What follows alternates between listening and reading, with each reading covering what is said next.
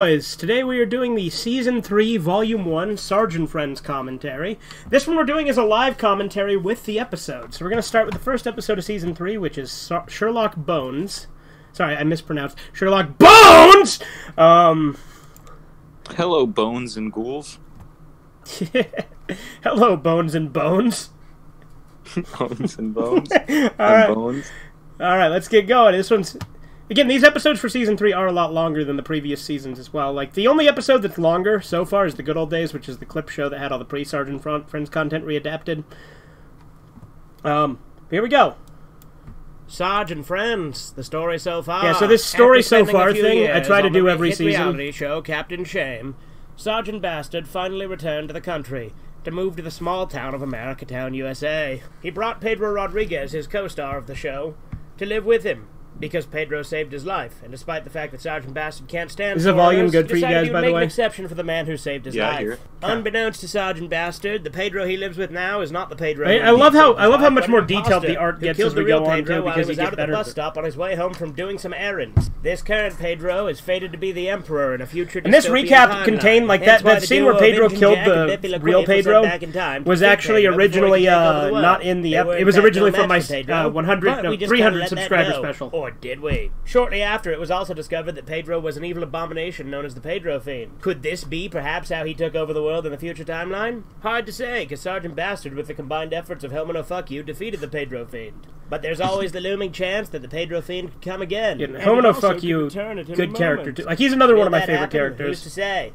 Sharing his house with Pedro, Sergeant Bastard mainly because I like the Mono Jocko and I just like having him kill monsters. A complete and total pussy. I think the best character design, though, like the character that looks the best is actually Sarge. Yeah, you think so? Was killed because she tried to like, I think he's like an iconic Officer image. Savage and Pedro's well, I mean, he was the original one I came up with, so. And planned to defeat Sergeant Bastard and Pedro once and for all. I think his simplicity get their revenge, who's to say? Among the town, there are plenty of other residents. For instance, the Takeshi Army, run by how his hair just comes out of his ears. He was originally an enemy to Sergeant Bastard and Pedro, but later befriended them after he was betrayed. What's that? It's like Mickey Mouse, like he's recognizable. Yeah, Sergeant Bastard, on par with Mickey Mouse. By one of his own men, who turned out set up the whole thing. Among Takeshi's ranks is the ruthless mercenary Gary Gadd, who is the Mafia's #1 hitman. SMG. Gary Gadd and he's the Mafia's #1 hitman. The man who killed his family. Will Gary Gadd get his revenge? Who's to say? Plenty of other little misadventures here and there have happened. Something tells me there's going to be a much bigger plot this season. Will these questions I have phrased be answered? But we won't actually have Gary Gatt looking normally until season 4. Pedro finally That's a really, I really like Cheddar's image. Probably not on that last one, but to the rest of these questions, tune in to find out here on Season 3 of Sarge and Friends. What's that? Say you should combine all three of ours together. Yeah. To make one big title card. That would be cool. Make a title card combining all three art styles. Yeah. That would be awesome. That would fill up the whole screen. Yeah. Rated R. Alright, here's the first time we used the intro, but we didn't use the theme song. Instead, we used the Scooby-Doo theme from the Game Boy Advance game. Because this is, this is Scooby-Doo. This was a parody of Scooby-Doo, H.P. Lovecraft, and Rorschach all rolled into one. This city is a goddamn shithole. Everywhere you walk. So yeah, this was meant to like replicate like Rorschach's journal, sort of, but also be like its own thing. This was before Watchmen even became my favorite movie. Yeah, but I was parodying it because I wanted Rorschach to be like the central thing with Sherlock's character. Just because he was a skeleton with a trench coat and a hat and stuff, I felt like that fit really well.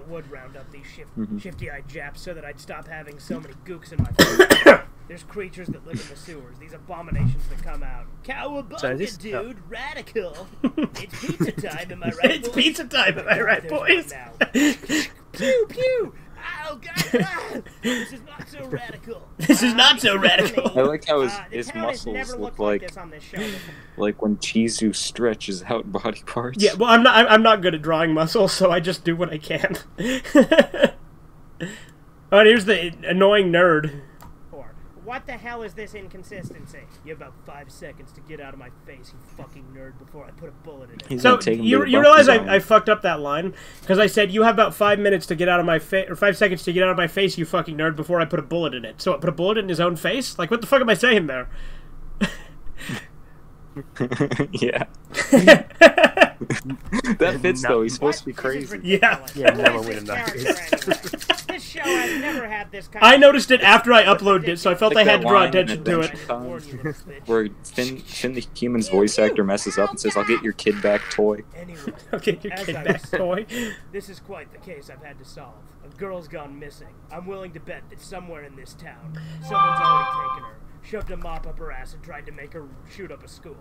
I bet you they chained her up, whipped her, had their way with her, left her chained to a radiator for 6 days straight, made her eat broken glass. I just wanted to make this as like graphic as possible. Graphic? I mean, like Sherlock probably would assume the worst things. Yeah. Before blowing it up unceremoniously. But this job, it's bigger. I think pessimism is usually right, though. I put out an ad for a reward. Anyone and the missing girl is Frisk from Undertale. Hello, this is Pedro looking for a job. Anyone have panflante? Boy, why do you keep saying panflante? It's a fucking. You have such a high quality mic. Told us how to find it. Yeah. Well, in all honesty, we're gonna record the rest, like the future Sergeant Friends, like this, so that your audio picks up better. So I thought to balance it out, I'd come here too, so that you had an American also taking this job. What are you guys in this for? I love this. Thrill of the chase, in out of the goodness of your heart. Do you want the satisfaction? Or are you just in it for the reward? Or are you simply in it for the reward? I'm in it for the reward. I'm in out of the goodness of my heart because I'm a good-hearted American hero. And also the reward. Also the reward. Well, do you money. Sort of transportation? Yeah, money. Yes, we do actually. There's this old van that the original owners of just got brutally. So that's Bogan Ball's van from Cannibal Island. We didn't show the van in the island, but there it is. Free candy and choir. Yeah. A kid wouldn't even understand that. Yeah, I know. I mean, that's a good point. Well, we have cars here. This is America. Damn it. Yeah, but I'm not American. Get in the car. Inquire with it. Yeah, that's a good joke. We're funny. Yep. Play some Scooby-Doo music there. I like how, I drew flowers on it, right? Or I put flowers on it. So I drew 2 flowers, put a bag of flour, and then put Flowey.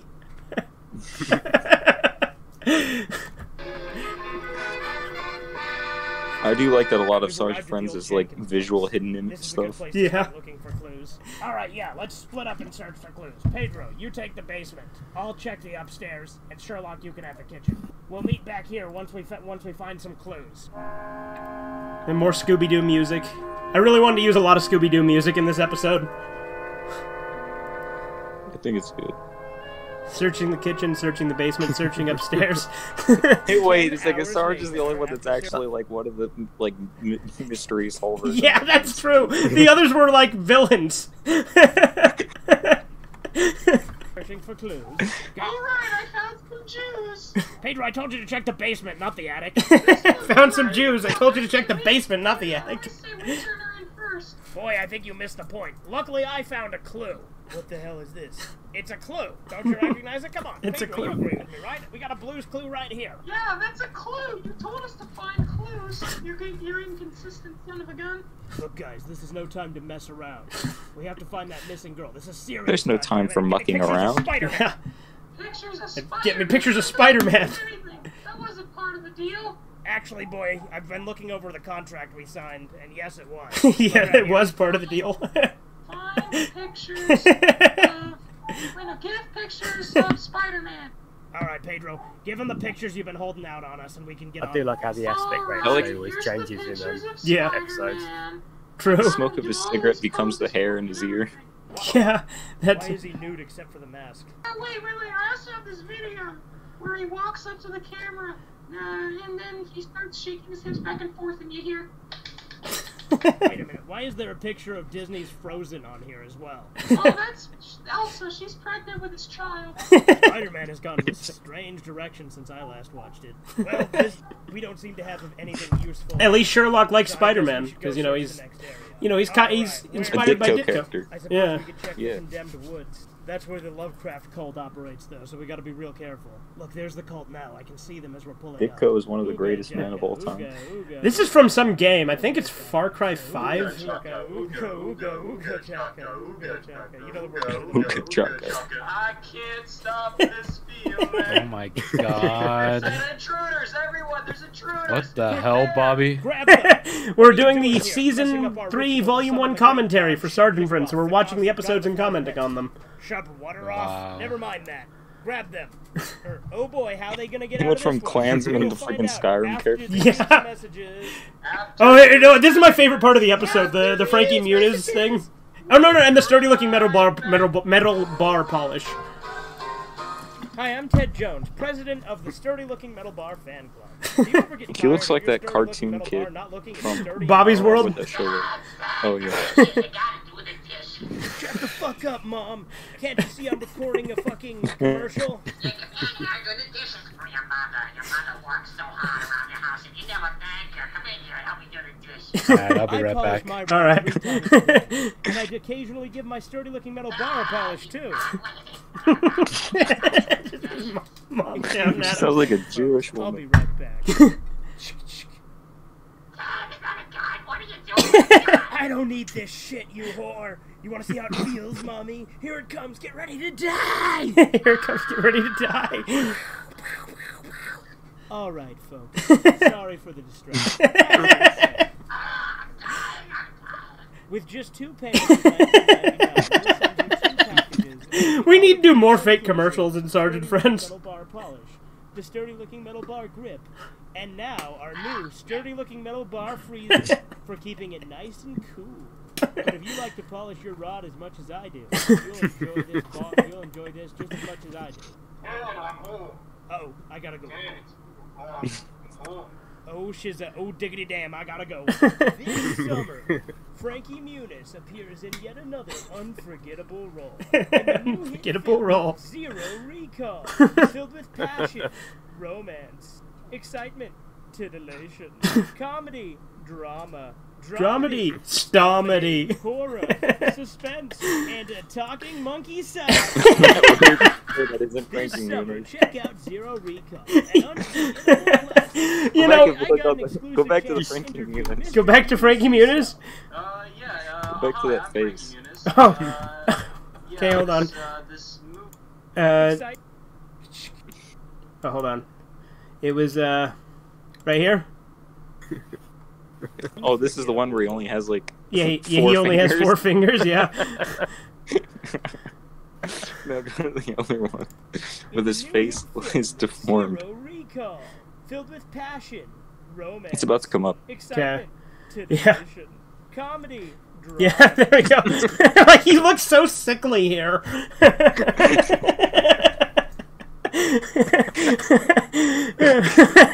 Like, we have a picture. Boy genius. You should have used that face for like the Zero Recall.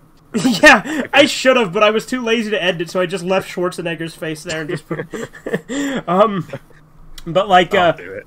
Okay, but no, but like we didn't have a picture of Frankie Muniz at the time. Like, we didn't have an art for it, so we just used these.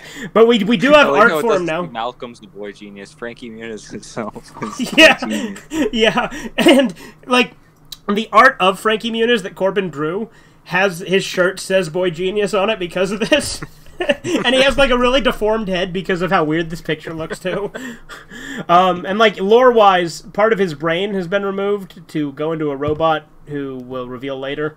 But that's why he has memory problems in the Sarge and Friends universe. So I can do a Frankie Muniz bit if you want. Yeah, for sure. Like If you're interchanging them. Yeah, like I said, if we'll just have him voiced by whoever's convenient. Yeah, talking monkey sidekick. I got an exclusive chance to interview Mr. Muniz himself. I just found like a picture of him from an actual interview and just put a face over it. Yeah, this movie that I was in. So if you change, if Sergeant Finn was actually animated, this kind of, it would lose. Yeah, you wouldn't have these kind of jokes. Yeah, that's true. Like that is true. That's why this style is like it is quintessential to the show. What did I do in this movie? Well, this is Zero Recall, Mr. Muniz. Oh, yeah. Hi, nice to meet you. I'm Frankie Muniz. So, this movie is actually a really important film to me. It helped me with my, there was that thing that he did for me. That was good. Hi, I'm Michael Muniz, and I don't remember approving this message. Thank you for the exclusive interview, Mr. Muniz. Who's Mr. Muniz?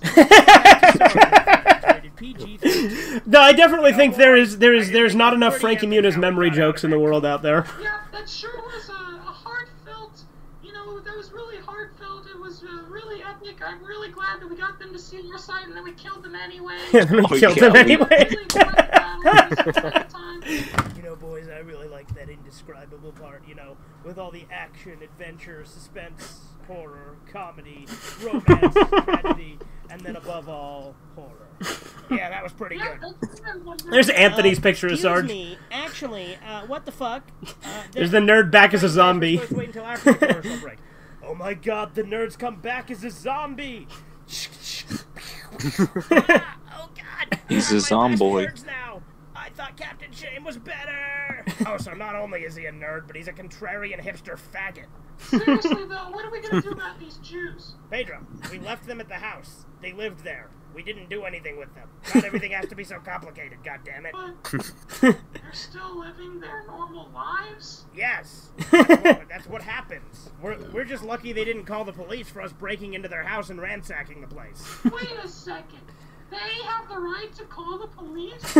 Boy, you have a thing or two to learn about American culture. Boy, do I. I thought you said this was a good country. Boy, you are getting such a beating when we get home. Oh no! Alright, well, no luck there. I guess I like how you cracked up there. We drive to another location to search for clues. The road again. Just can't rate. Oh my god, there's something in the road. Oh, I love this. This is one of my favorite lines that Bogan says here. Hello there, it is me, Bogan Ball, and it appears you have stolen my vehicle. Illegally. You have stolen my vehicle. Illegally. My van, it has so much sentimental value. That he just throws it into the sun. It into the sun. This has so much sentimental value. Throws it into the sun. We're searching for a missing girl. Ah, missing girl, you say? I bet there's some kind of reward in it, isn't there? And I bet I would look pretty good to the masses if I helped you. Yes, absolutely. Well, then I'm 100% in. Well, you got rid of our only mode of transport. Don't worry about that. Let me just get this fat kid off my back and you guys can climb. Aggressively throws Pudge to the ground. You woke me up. I was asleep when we were flying around. Alright, kid, time to get off. But Mr. Bogan, how can you not take me with you? I'm your trusty sidekick Pudge. Ow! Why did you sidekick me? Mr. Bogan! You said you were my sidekick. Yeah, I heard. I clearly heard you say, kid. You said sidekick Pudge, and he did. No, I just like to hurt fat kids. No, I just like to hurt fat kids. It'll do you some good. You can lose some of that fat. But Mr. Bogan, there's rabid animals out here, and dangerous. And rabid waffles. And serial killers, and all sorts of strange disappearances. Nah, I'm sure you're fine, kid. If you say so, Mr. Bogan. Good luck on your quest. I'll see you later for more superhero stuff. Yep, I'll remember. Oh, hello, Mr. Coyote. Why is your mouth so covered in foam? I hope you're friendly. Oh, I know. It's a good cut. We the dead girl forest. Yeah, check the dead girl forest for the dead girl. I suppose that's the last The place dead girl forest trademark. the last place you look, isn't it? Yeah, it's really, unsuspecting. Alright then. Oh my god, look. Is that her? Oh my god, she's fucking dead. I can't believe we found a dead girl in the dead girl forest. Let me get my camera. I can't believe we found a dead girl in the dead girl forest. Let me get my camera. I say we eat her. Because you know what Logan Paul actually said? Did we just find a dead body in the suicide forest? We got sand. We just got sand just straight up in here. Don't worry. That's Ness. I'll find out. Yeah. Well, that's true. We reveal that here. He basically says we're bones. So what, he wants to fight us? It appears so. Sand, wait, I got this, guys. Sands, you're actually... So this is a reference to one of the Hellraiser sequels, where they make Hellraiser remember he was once a good person, or Pinhead remember he used to be a good person. So that's what this I remember thing is a reference to. Remember. I remember. I'm actually Ness from Earthbound. But that's just a theory. A gay theory. Gay Watch it. Wait, look, over there. There's a monster boy. Let's get him. Yeah, more Scooby-Doo music. This is from the Johnny Bravo Scooby-Doo special. This song specifically is. Alright, we caught the monster. Now let's see who this monster really is. Old Man Jenkins. Let's see who Old Man Jenkins really is. He fucking tore off his face. I just use meat from Mortal Kombat 4. This face mask is so realistic. Oh, that is it's like what it's that made is. of real skin. Pedro, why are you eating it? Pedro, why are you eating it? Habit fair. Like, he's just fine with Pedro's casual cannibalism. What are you talking about, my child? I wasn't even in this episode. Egad, oh my god. Oh, that's real fucking funny. That's real clever. The writers on this show must be pretty fucking proud of themselves. And this is also from the Scooby-Doo Game Boy game, this song You should is. put in the credits, we are very proud of ourselves. I should have, yeah. Filmed in front of a live dead audience. Do people actually read this shit? I mean, if I just typed penis, would anyone notice? So you're sure I don't remember. has been operating in this You what? I don't even remember you putting that. I put a lot of jokes in the credits, so... I remember a lot of the jokes, but not that one. Yeah. area. Yes, Scary Cat. I wouldn't tell you he was otherwise. Thank you for your help, Malsquando. I have one more favor to ask you. Can you help me find out his identity? No one's ever seen what Don Ravioli looks like. There is no one I cannot find. I will help you, but in return, I will have a favor. One day to be cashed in. No questions asked. That's fine by me. This is my entire life's purpose. Had to, of course.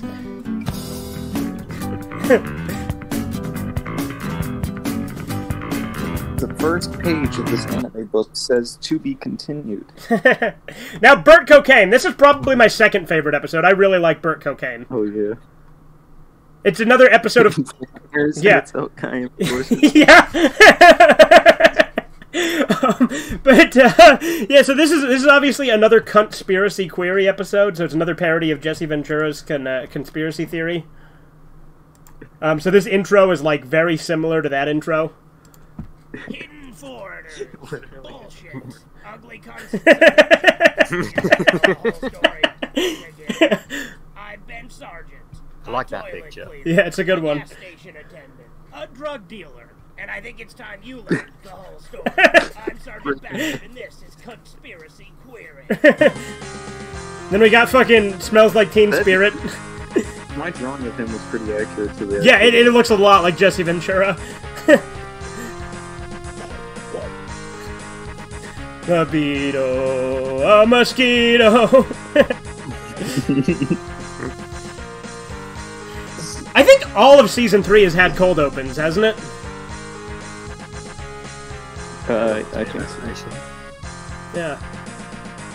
Like, I mean, the first one, it was a recap, but I mean, it still had that, so, like, it's still kind of a cold open. In this very special episode of Conspiracy Query, I'd like to introduce our new field interviewer, Ben. Yeah, so Beaner just became part of the team. Just, like, freakishly grew. Yeah, he just got really tall. But yeah, no, like how Beaner became part of the team in this one. Like, again, his original purpose was to try and get the show canceled. Now he's just going along with them, and he's their friend. Well, he's their base friend now, because everyone gets red-billed by Sarge eventually and becomes his base friend. Take it away, Beaner. The only reason I agreed to be in this episode is I love the Ghost of Beaner design. we would have an episode about the horrible Mexican depictions in Sarge. It looks like a jalapeno pepper. I told him we'd do that, but that was just a blatant lie. But don't tell him that, because this is the only way I can get him to work for free. Yes, us Mexicans sure do love working for free. How much of that did you hear? There's just stuff about Mexicans working for free. Oh, excellent, excellent. Yeah, we'll get to that thing I promised you eventually. Don't you worry your pretty little head. Pretty Mexican little head. Yes, your pretty Mexican little head, exactly. That's why sometimes I say don't worry your pretty Mexican little head, as reference to that. Conspiracies to investigate. My name is Homo Fuck You, and the conspiracy that I bring to the table is that the Pedro fiend could one day return and try to take over the world and kill us all. That's stupid. That's one of the dumbest things I've ever heard. Everyone point and laugh at Homino. Ha ha ha! Yeah, you dumbass. Yeah, Homino. Fuck you. That's my name. No. Don't... No. Homino. Fuck you. No, fuck you. Hey, why are you insulting me? I didn't insult you. Now I'm really confused. Well, you know something, brother? There's good. I like how Good Brother, your only picture is literally like the thumbnail you made for Santa with muscles. And I've just like cropped it and used that. Mm-hmm. Because you've never drawn a different picture of Good Brother, I'm pretty sure. This is the only one that you've drawn. You can, but I think it's funny that I always use this one. He's just always dressed like Santa. Yeah. Oh, but only when it's your drawings. When it's mine, there's a bunch of different kinds. Timeline and will actually destroy the world. Hey, this has 69 views. That's ridiculous. Good. You were gonna. I think you just ruined it with this view. Yeah, probably. All right, well, moving on. Anyone else? Oh, I should look at the episode descriptions, huh? Yeah, the boys investigate a mystery. Not much. You should put in. You should put in a bunch of yo's in the yeah. There's freaking burnt cocaine with his breath. This is the most tasteless episode we've done so far, but don't worry. Go back to the picture. Okay. Sausage Seth will be way more tasteless, though. Yeah, I'm sure you're not gonna be. Ever on Earth. His name was Burt I like that drawing too. Yeah. Let's see. I love life. It's crossed out. I can't wait to go to Hawaii for vacation. JK, I'm gonna kill myself. Lol. Or no, JK, I'm killing myself. And it's in red in different handwriting. Though there was a giant bullet hole in his head and his brains were all over the fucking wall. And I think that maybe his wife Courtney Haight killed him. I don't know why. Courtney Haight. That is an original character. Do not steal. Yeah, I'm sure you're not gonna be changing your mind in this episode. Well, that theory seems to be okay. Anyone have any thoughts on it so far? Okay, so nobody's gonna say, well, if that isn't an excellent foreshadowing, I don't know what is. I guess I'll say it, okay? All right, Pedro. You've made your point, but here's what we're going to do. Peter, you interview people on the street to see what they think, and if you can find any witnesses to the... I love how Beaner gets like increasingly like bored and fed up with doing this too. Pedro, what can you contribute to this situation? I'm Spectacle. I'm Spectacle. Alright, get to work, do your experiments and see what you can find out. Okay, I'll get to my experiments.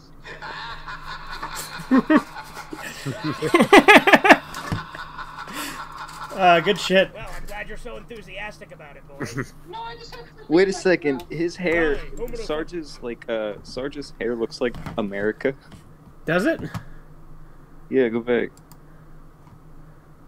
To his We'll go and kill monsters. Okay, hold on. Let me go back. Like in the Jesse Ventura one? Yeah. Well, like this one on the right? Kinda, yeah. Yeah. The other one I thought looked like America. Oh, this one. Yeah. No, yeah. No, it kind of does, yeah. Because, like, here's California. Yeah, okay. See what you can find out. Okay, I'll get to my experiments. I like how he has the Smash Brothers logo on his suit. Well, I'm glad you're so enthusiastic about it, boy. No, I just had something in my throat. Yeah, I just had something in my throat. We'll go kill monsters, because that will contribute to this. I like how Homino's just like, yeah, I'll go kill monsters. That'll help somehow. Homino guy. Something about him rubs me the right way. Don't get any funny ideas, sweet cheeks. I already did it while you were sleeping. What? Nothing. That's good shit. Look, his arm's on backwards. Yeah, his arm is backwards. Alright, sounds like we have a plan. Let's move on to the segments. First, we join Peter with his first interviews of the day. I like how Beater's like, he's got his fingers like Hamlet when he holds the skull. Yeah. To be or not to be. So today I'm going to be interviewing, what do my notes say? I like how you literally tap paper on your desk to make that noise. Or maybe not desk, whatever surface you had there. Can't pronounce bones. That'd be bones. Sherlock Bones. I see. Because you like to get laid. That's exactly why I'm right. It has nothing to do with the fact that I'm a skeleton. Yeah, it's a little... People misunderstand. It's not bones as in skeleton. It's bones as in bones. Are you a cop? No. My people are against the police force. Then who are you? Who are you working with? Joe. Who's Joe? Joe Mama. I see. And what is this? I love how he's just oblivious to Joe Mama joke. Fuck, I don't know. Fuck, I don't know. I'm actually, I'm currently making a Beater's dialogue of this is great. I'm being forced against my will. Just kidding, I am. Like, he just can't make up his mind on what he wants to say he's doing. Ask me any question you want. You see, in hindsight, you should have put papers in his hand there. Yeah. Do you think Burt Cocaine really killed himself? Yes, I do. When I listen to the lyrics, it shows just how symbolically tortured he was. Alright, if it seems like I'm uninterested, it's because I really am. If it seems like I'm uninterested, it's because I really am. The lyrics, why won't you people listen to me? I'm telling you, she just bought a gun and I found her plans. She's going You know, to kill me. I almost feel like this is like that one Rick and Morty thing with like Tiny Rick. You know, this is not a dance. I'm screaming for help. Yeah. I'm begging for help. Send help. This has no deep meaning whatsoever. Please just follow my instructions. I do not believe in a god. If there is a god, I will go to hell. If there is no god, I will go nowhere. I need your help. I don't want to go. I'm too young. I don't want this to happen. Well, you see, that represents his internal suffering, and his rough childhood, and his deep love for his wife, and how supportive she's been to him throughout all these hard times. You see, what it really means... To me, so this interview can be over. He just wants to get it over with. Pedro, starting his investigation process. Yeah, Pedro's experiments with Bucky. Oh no, he's got to buy the meth first. My God, today we have a special, my child. 3 pounds of meth for only $2. That's a lot of like. No, there's the dollar bill. I sure can. Can you break that? Fucking rips it. Strategy that I'm sure is very beneficial for you. I'll be going now. See you later, my child. Quiet, Rob. Don't My life is endless suffering. Great service by selling people products that they can use, just like when we sold some to that kindergarten just yesterday. My life is endless suffering! That's such a good line.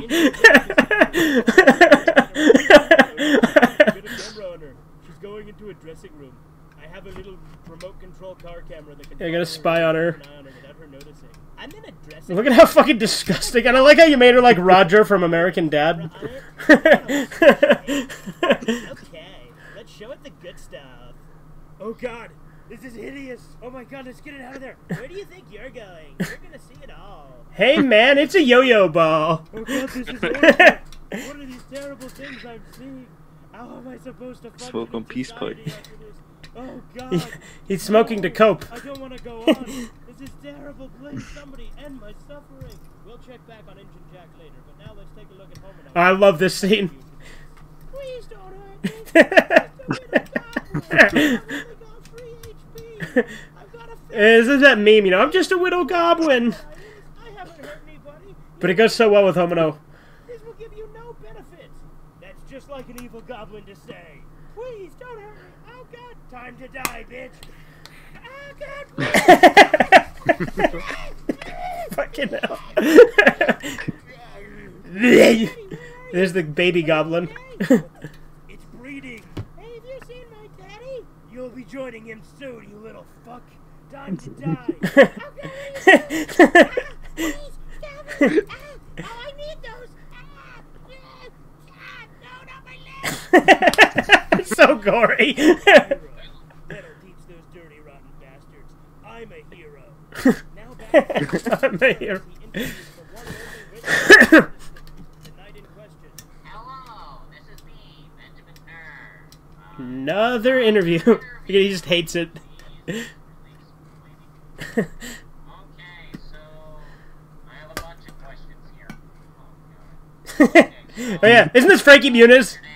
Yeah. I didn't realize it was such hard questions. Yeah, what's your name? I didn't realize these would be such hard questions. Oh, hi, nice to meet you. Yeah, because Frankie Muniz was the only witness to Burt Cocaine's death. No, we already skipped that question. Oh, okay, what was the question again then? The question was, what do you remember about the night that Burt Cocaine died? And I just swear to God, you better actually give me an answer this time. Oh, yeah, I remember it well. It was in the bleak December, as I distinctly remember. But it was nice and hot outside, just like any other July. It was a Thursday evening. All the restaurants were closed because it was Sunday night. So we went out to the theater. I was seeing a movie of my favorite actor, Frankie Muniz. And it was in one of his lesser-known roles. I think it was called Malcolm in the Middle of the Movie, rated R. But we were watching it, and I remember looking up into the balcony of the theater because President Lincoln had just been shot. And I remember being horrified because that was a terrible thing to witness. But then that guy came in, you know. What was his name? I think his name was SpongeBob SquarePants. And that's when just goes nowhere. The girl hostage. And then Vegeta showed up and killed him. Oh yeah, and then Mayor McCheese got shot.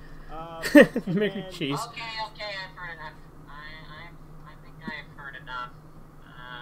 You know, I think it's very obvious that you are not a reliable source of information, but, you know, I'm just gonna write down that it was a suicide. I just want to stop. Oh. I just want to stop. Again, Beaner's such a good character now. There's nothing we need to talk about, man. Wow, Beaner's out doing those other. Oh, here we go. R.J. Stimson. Interview myself. So today I'll be interviewing a Mr. R.J. Stimson, who himself says has quite the experience with false accusations. Well, Mr. Stimson, what is your opinion on the whole Courtney Haight Burt cocaine debacle? You know, I sympathize with Courtney. I definitely myself have had plenty of, You know, OJ wrote a book called If I Did It. Definitely not a fun experience. Where he describes how he quote-unquote would have done it. Yeah, we discussed that in the last shit show. Yeah, we did. Yes, that is correct. My new book is called How I Killed My Wife and Got Away with It. Points out a completely and totally hypothetical situation and shouldn't be taken literally. I see. Yeah. Thank you for your time. See, R.J. Stimson wrote a book too. A coincidence, an original character, do not steal. So, the reason meth is much darker text than the word Pedro's is because Corbin originally wrote crack, but we established it was meth, so I had to, like, edit it in post. I like his crazed eyes. Yeah. Okay, Pedro, I've been around corners. I know that ain't no. I know that isn't candy. I know that that's meth. I'm not eating meth. I love this. It's disgusting. Come on! Let's zoom in. I'm not your friend. You've done nothing but torture me. Isn't that from the Thanksgiving episode? Yeah, that's Bucky. Bucky, that's, like you literally just haven't redrawn him. Yeah. So this is the picture of Bucky because he's. I don't want to talk to you. I like seeing both animations and episodes. It's okay. Corbin drew a pretty good picture of him coming up here, though. Really, really good, and you really screwed that off.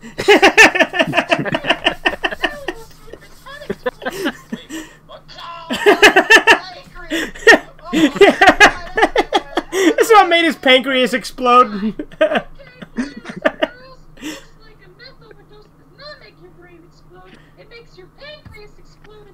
Don't worry, friend. I've got the solution. I've made here an artificial. Oh, I love this joke too. That's not a pancreas. That's just a wooden stick. Oh God, he's jamming it inside my pancreas.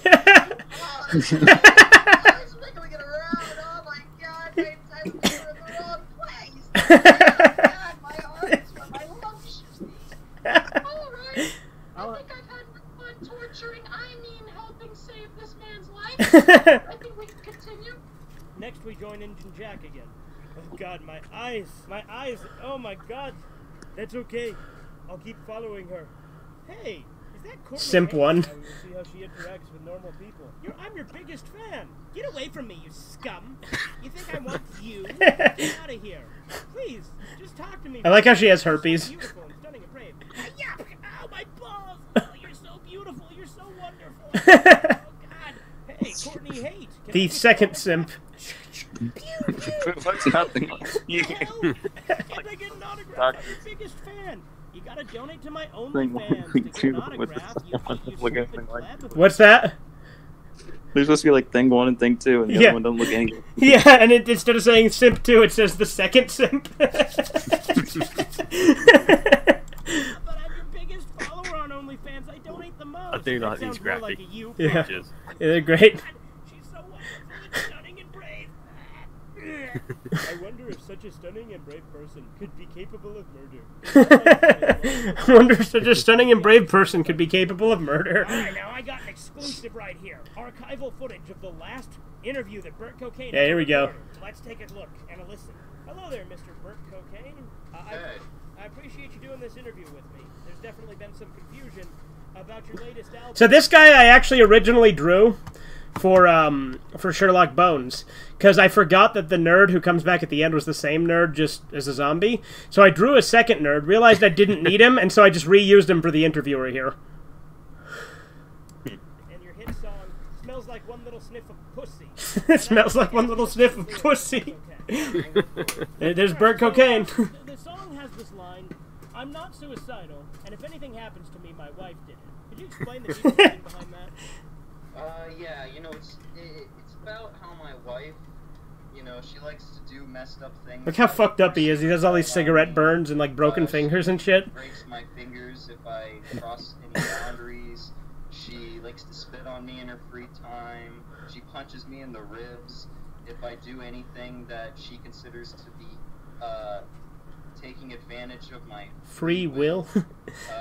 She is always calling me a pawn in her game of chess. I don't know, I'm just starting to get the impression that maybe she doesn't love me. I don't know, I'm just starting to get the impression that maybe she doesn't love me. I love this. So what you're really saying, like that... I love that gag. Interview with Jordan Peterson, where she keeps going, so what you're really saying. Yeah, exactly. That's kind of what we were going for, though, is like those interviews where people like misinterpret shit intentionally. Yeah. I've actually been clean and off drugs for the past 8 months, and I hurt life, and the E is a sperm. Yeah. make it very clear that there's no side effect to meth that makes your brain explode, and that idea is really, really stupid. And I also want to say... Yeah, I like how we... Like, obviously, like, this has no connection to any real-world events, but how in our version, his head exploded because of meth, or, like, that's what people think. Like, obviously that's not what people think with, completely unrelated, but Kurt Cobain. You know, because this is an original character, nothing to do with that, but... Yep. Courtney Love and O.J. Simpson are completely innocent. Speaking of your new album, I heard your newest hit song is going to be called Oh God, Oh No, My Wife is Killing Me to Death, and There's Blood Everywhere. Holy fuck, you bitch, you cunt. And right after I got off drugs, no less. Doesn't matter what I say, so it means whatever you want it to mean, man. So what you're saying is it's symbolic for your addiction and depression.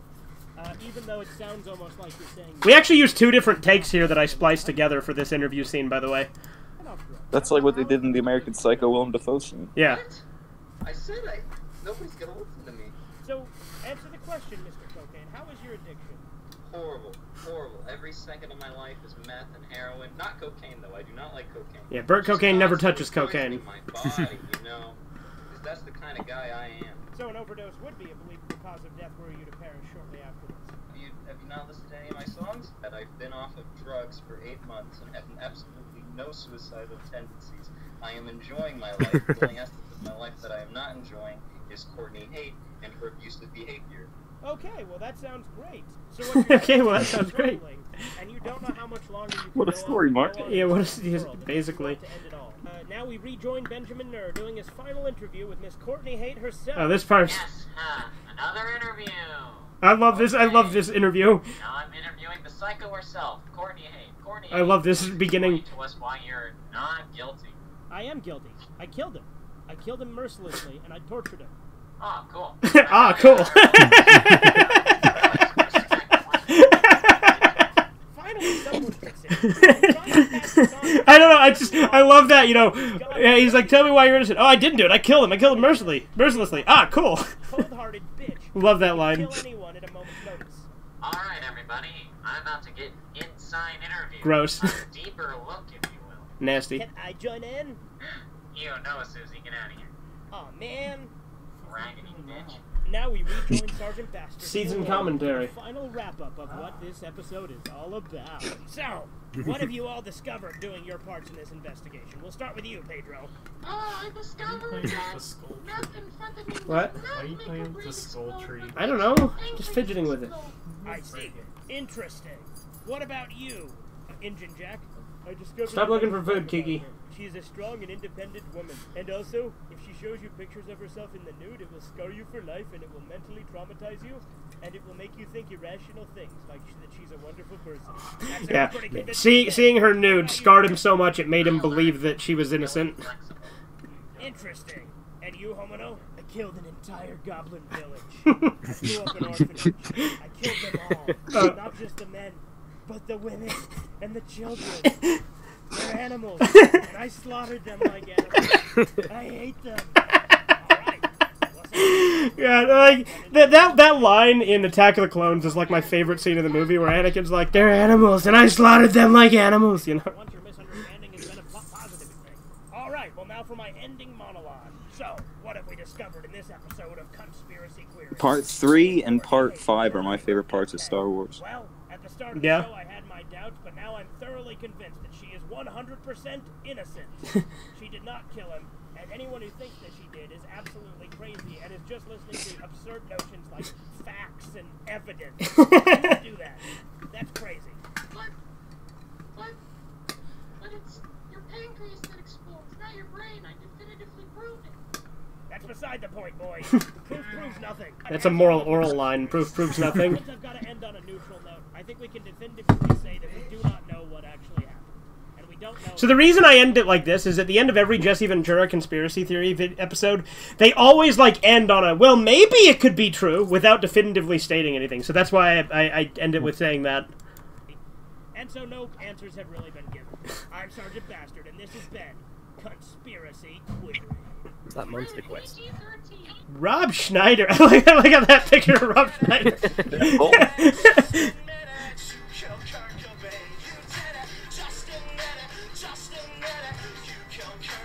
The only joke here was special thanks to Liam. This song's actually really stupid in the second half. Yeah. Because he literally points out things that prove that Cobain was murdered, and then says, "Nah, it's just a coincidence." Yeah, I know, that song's so dumb, but I love using that one clip out of context. But yeah, here's finally continuing the, because we're still building up the Gary Gatt stuff. So we built it up in the post-credit scene, the previous one. We built up more in this one. That mafia man gets his revenge. That's when we'll strike. That's right. The law is love. The law is life. We will have our revenge. Why do you sound like that? Why do you sound like that, bitch? Yeah, I think Corbin said that because he thought I was doing a different voice, but I was doing the same voice I always did, so then I just came back with, "Why do you sound like that, bitch?"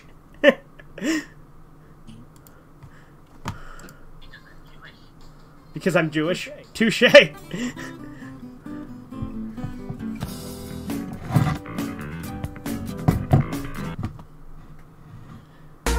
Alright, this is the first one. Oh, this one. This one does not have a cold open. Oh, man. Yeah. But this is the first one to use Corbin's actual, like, theme song for it. Okay.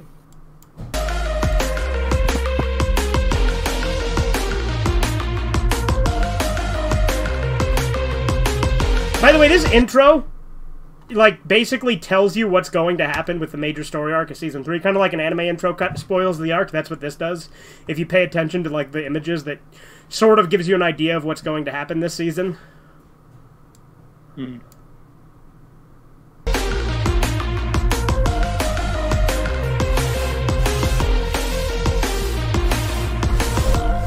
like the trunk. The look in the trunk. What's that? I like the image of Takeshi, and you're looking at Takeshi through the trunk. Yeah, no, that's a really good image because the Reservoir Dogs reference. Mm-hmm.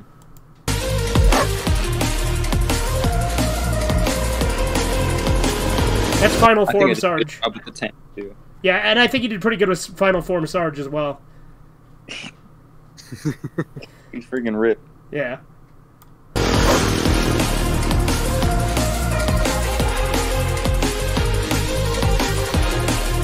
Oh, a Saturday night. Angry video gamer. Yeah. Whatever shall we do? This character doesn't actually have a name. We just call him the nerd. Oh. And that's the deputy. I agree. Let us go to the theater. Oh, look, a double feature. What is this? I like how going from the last episode to this, like, yeah, the drawings just got incredibly crazy good. Yeah, they did. Like, that looks great. Yeah. Well, Corbin really, he gets better every episode. Concept of pizza. A movie, eh? Well, let's check it out. Hold on a second, my deputy. For the movie, let us pull up the car into the drive-in slot, and then I will go down to the snack bar and get us a little poppycorn. A little poppycorn. All right, you wait here at the car. I'll go get the poppycorn. Hello, sir. I would like... I like how he said wait here at the car, but the deputy goes there anyway and follows him to the concession stand. Yeah. Little poppycorn. The hell is wrong with you? Why do you? We didn't actually draw a concession stand guy, so we just used the squeaky voice teen from The Simpsons.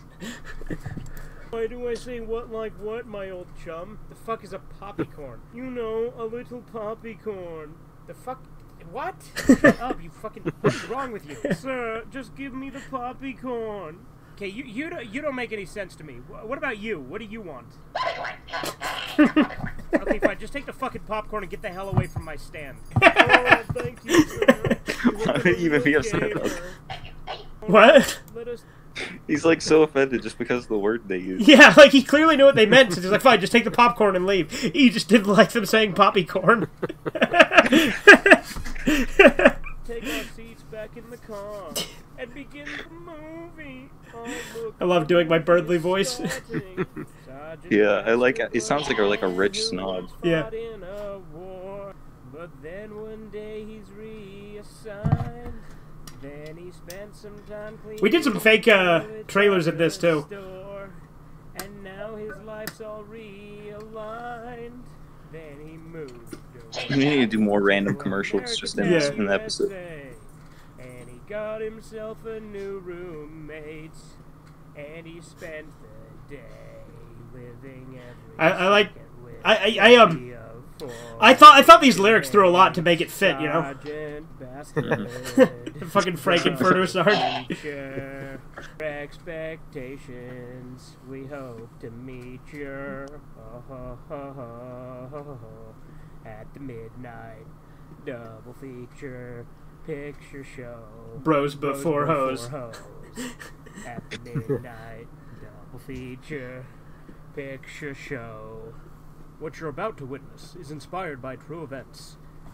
This text doesn't match what the audio is saying. The story isn't true, and the characters are completely fictional, and not based on real people. Tragedy that befell 5 youths. It's a shit parody. Also, traps are gay. I'm sorry to break the news to you, but it's true. Unless your socks are still on, then it's not gay, as is the rule. But anyway, I gotta get back from writing this caption. I think my wife is cheating on me with Ted down the street, or down the block. He's an ugly cunt, but I hope to catch them in the act. Wish me luck. Sincerely, Bill the half-assed captioner. Again, that's a good visual joke, because like he's given like an intro like the Texas Chainsaw Massacre has, which like the following is based on true events that befell 5 teens, you know. So yeah, and then of course we went into Law and Order, the sexist Chainsaw Massacre. Come on, can we pull over? That's good art. Look at that. It literally looks just like. Yeah. How do you feel your legs, Except his arms like weirdly You're thin. paralyzed from the waist down. I didn't say they hurt. I just said they're killing me. What, do you have leg cancer or something on top of being a cripple? Yes, I do. Leg I'm very cancer. sensitive about it. Can we please just pull over so I can get out and stretch my wheels? Actually, it's a cardigan. You need to shut the fuck up, wheelchair boy, because this trip has awful enough as it is without your bitching. Come on, Sally, what do you got? I had to put. Trump is a woman. Yeah, I had to put the subtitles because the text-to-speech wasn't always as obvious. So mean to me. I'm gonna tell Mom you were being mean to me and telling me to shut up. Seriously, you legless fuck, shut the hell up. You only brought me because Mom said if I leave my useless little brother with her, she would kill everyone else I love. Look, fed nobody likes you. We are secretly hoping you die in horrible pain for waste so that... Who could this be? I don't know. Hi, look, my queens. It's the most beautiful woman in the world that she's hitchhiking. It's Miss Courtney Haight, the most beautiful and innocent woman who couldn't harm a fly. Let us pull over and bring her with us. Now listen, I don't think we got time to pull over and get hitchhikers. I think that's a bad idea. I like that we actually referenced the remake, too. Yeah. For once I agree with the candy bitch we done. For once I agree with the candy-ass bitch, I originally put for once I agree with the candy-ass faggot, but the text-to-speech refused to say the word faggot. Need a freeloading. But that was okay. Yeah. Down, especially one preppier than me. I'm going to pull over, my queen. Courtney Haight is the most beautiful. You can crush my balls later as penance. You can I really like this character's like what's his name? Peter Lorre voice. Yeah. I like how King Cobra JFS is the incel in this. I got something to say about the Hunchback. He's actually really accurate to what a lot of Peter Lorre's characters are like in radio shows. Yeah, because he's always like this simp. Yeah, it's true. It works really well. And we're queens, and we serve them. I took a big fat red pill before we got on this van. No, my one and only friend. I'm kind of lost respect for you. I like how you made him sound like Snagglepuss. Like I said, next time we have him in, you should do your Chris Chan voice, though. Okay. You understand that it is our job to be subservient to the queen goddesses? Don't you understand anything? Do you understand that you're a little bitch? Why won't you understand that your actions have consequences? Sammy's classic Sonic fan. I really appreciate it. Now I am the prettiest woman in the car. So thank you for that. I mean, I'm always the prettiest woman where I am, but that's beside the point. Everyone look at me. It's not even true. Yeah. Yes, the queen is beautiful. I think my eyes are gonna vomit. I don't think we have time to stop for a hitchhiker. I think we should pull over and go get something to eat because I'm hungry and I can't. I like how whiny he is, because the wheelchair guy in Texas Chainsaw Massacre is such a whiny little fuck. I just said I can't feel my toes. Yeah, he was so whiny that the other actors actually hated him. Is that true? Yeah, they didn't talk to him outside of recording. That's funny. To you. I'll do it. Don't think I won't. You're a sad, strange little man, and you have my pity. That may be true, but it doesn't mean you have to say it. You're a sad, strange little man, and you have my pity.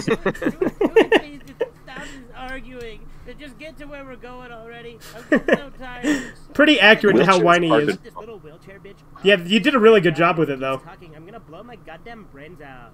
Now you listen here, Missy. You listen, lady. Now this is a reference to an argument Corbin had on Facebook, where he kept referring to this chick as Lady, and she kept telling him her name and saying, "My name's not Lady, it's this," and he'd say, "Okay, Lady, listen." Courtney. Listen, lady, my name's not Lady, it's Courtney. Listen to me, lady. I told you my name is Courtney. Look, lady, I understand that, but that's it. I'm gonna blow my fucking brains out. Here I go. Pew, pew. No, the queen is dead. She's dead right in front of me. Now is my chance to score. It's so dark. This isn't particularly what I'm usually in the mood for, but this will be for now. This will do for now. We gotta get her out of here. We're gonna body out of here. We can't have this. Oh my god. We can't. What are you doing? Stop it. That's horrible. Oh my god. Oh. Shut up, wheelchair boy. No one was talking to you. This is all this woman was ever good for. Ruined the moment. She was a queen and you know it. Sorry, but how could I possibly ruin this moment? That's a valid point. It's such a good King Cobra JFS, too.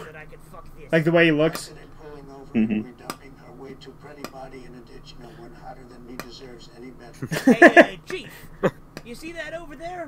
Looks like they're dumping a body in that ditch over there. Oh, you silly goose. Don't you think that I have better things to do as the chief of police? I don't want to be dealing with some dead body. You think that's my job? Actually, I'm pretty sure it's just yarn trimming. I like how we have the SpongeBob cop there. It's nothing. Sir, we got a 311 in progress. So, I actually looked it up. Did you know? So, did you know? I actually looked up what 311 is. I didn't know what it was when I... Do you know what a 311 is? Isn't it like something... I guess, isn't it something awful? Yeah, it's fucking child porn. But in this, I said it was minorities having fun. Because again, I had no idea. Because I knew 211 was armed robbery, so I just said 311. But 311 actually is a thing, and it's fucking child porn. So minorities having fun. Oh my god. Let's go, you silly gooses. Let's get in the car and let's go get him. It might be a 311, but soon it'll be a 261. I don't care if it's really good. 261 means rape.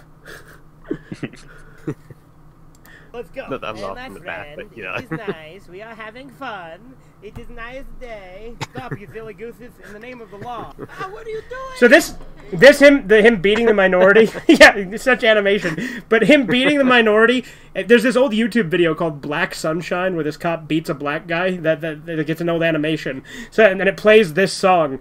So that's what this is a reference to.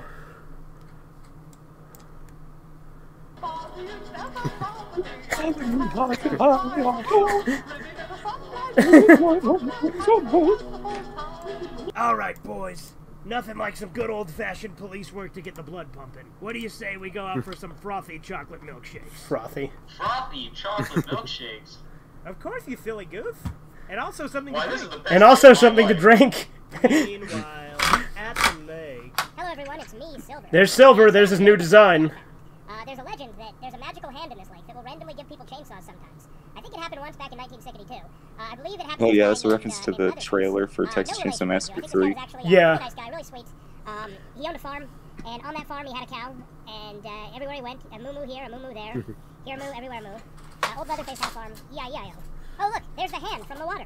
It's a chainsaw. I like how it's the Resident Evil 4 controller. It's a chainsaw. Wow, would you look at that? I do believe it is a chainsaw. Thank you, strange hand. This chainsaw will come in handy. No problem. The hand just... This chainsaw looks pretty nice. Yes, I do look pretty nice, don't Here's I? Elliot. One would say I even look supreme. I am a god. Oh my god, this chainsaw talks? You bet I talk. You may have seen a housefly. Maybe even a horsefly. A superfly even, perhaps. Hell, even a donkey fly. But I bet you've never seen a talking chainsaw. There, I never have seen a talking chainsaw. Well, I'll have you know a little secret. Before I was a chainsaw, I was once a supreme gentleman. I had a plan, and that plan failed. So now I have come back to fulfill that plan and enjoy slaughtering them all of the big-breasted blonde bimbos. They will die. They will suffer for not approaching me. How dare they not approach me, the supreme gentleman? They don't like me. Why don't nice girls like me, goddammit? It is time for my retribution. Well, isn't that something? Well, isn't that something? Yes, but only female people. I don't kill men. That's not true, though. Elliot killed mostly men. Well, I can't say that I have a preference on who I kill, but as long as I get a kill and make my art, because I am an artiste, which is why I'm on the run from the future police. So if you would like to assist me in such, Mr. Chainsaw Man, I will do it. Excellent. I will kill them all. I am a god. I like how his eyes melting like Jason Voorhees. Yeah. Hey boy, look outside. Is that Silver? He's got like Freddy Krueger. Chainsaw? What the hell's going on there? Yeah. He's a nice combination of horror villains. Gold is his brother, boy. Haven't you ever heard of him? No. Well, it is. I learned that back in 1962. I don't care. I don't care. Well, boy, so push it. But you can't... I love this too. Pedro telling him to shut up. So, of course. I gotta say, boy, these lady fingers are pretty tasty. Oh, yeah. But not as tasty as the man witch. Agreed. You've really outdone yourself. And what is this decapitated human head? Decapitated human head. What is it made of? It seems pretty tasty. Yes, it's a delicacy made from ham. Ah, is it made from rum ham? No. Oh, just regular ham then. No, I think you'd be drunk if it was rum ham. But it's not made from super ham, right? No, that was last night's meal. Well, that doesn't add up because he died back in Philadelphia. I mean, you could dig up a dead body. This is pretty tasty anyway. Well, boy, I guess we're not going to get involved in this story too much because we're too busy having this unforgettable luncheon. Unforgettable luncheon, so hell yeah. We'll probably wait out this segment and then get more involved in the next. And Pedro tells him to shut up. You know, I just want to enjoy my meal. Yeah, exactly. Fuck the world around us. Like, Sarge is actually being nice to Pedro here, and he's just being a dick. Enjoy a tasty meal as a family. No, yeah, but I actually just want to eat. So can you stop talking? Wait, did you just tell me what to do? No, that's not what just happened. I think you're picking up on things wrong. Okay, that's good. I would have had to get my belt. You idiot. Okay, that's it. I'm getting the cane, boy. Meanwhile, the van full of our unsuspecting What's that? victims. That's character development. Oh, yeah. Super deep. Up to the lake at Camp Convenience. Well, I'm glad we're finally here. I was getting so tired of driving everywhere. And then we saw Courtney Hay blow her fucking brains out. And then Will you just shut up already? God damn! You're such a whiner! Wait, please kill the guy in the wheelchair. I agree. We should kill him. He's making it so that my queen is overshadowed by her annoying little brother. He's got like shit stains at the bottom of his mouth. Yeah, he does. He's so gross. No, we can kill him. My mom would take away my Xbox if we did that. Don't worry, my friend here's such a simp. I bet he'll buy you 3 new Xboxes. That's right, my queen. I would buy you 10. If it would have my save data on it. That's true. I didn't think about that. Oh, I'm sorry about that, because you got all the trophies in Grand Theft Auto 5. It's so hard. Oh, I'm sorry. I haven't got that. I only play Candy Crush. Thank you very much. Candy Crush isn't even on Xbox. If your save data was Oh, this is so gross. So hard as semen came out my nose and dripped down into my succulent tits. No, I can't say that you have my... Like, Corbin had me put that in, because, like, it was a reference to something, wasn't it? Yeah, it's a reference to this, like, really bad movie that people say is good. About, like, this teenage girl that gets, like, kidnapped. And, like, the guy who made the movie, like, said that he talked to actual teenage girls, and that's how he got all the dialogue. So that means a teenage girl told him that, and he put it in the movie. But what context did he hear that under? Right. It's so gross. Queen, but that is so stunning and brave. This woman's insane. This is repulsive. Hey, man. No, don't slut shame. No, I hold myself to higher standards. Enough of this slut shaming. Let us go inside and go to sleep. It is late. Wait, what is that? Look at that guy. He's got a chainsaw. Oh my goodness, a chainsaw. All right, Silver. Now is my time to shine. It is my day of retribution. Let's get them. We're going to enjoy slaughtering them all, like the animals they are. But not just the women, but the women and the women. They're animals. I like how the evil laugh was literally me cracking up. Them. Actually, they're women, not animals. Who is this guy? I came for the reception. All right, well, get out of our way, boy. We have a duty to carry out. We have to do God's work. Oh, yeah. Because I am a god, and it's my work. Did I ever tell you that I was actually born legally a woman? I see. Thank you for sharing.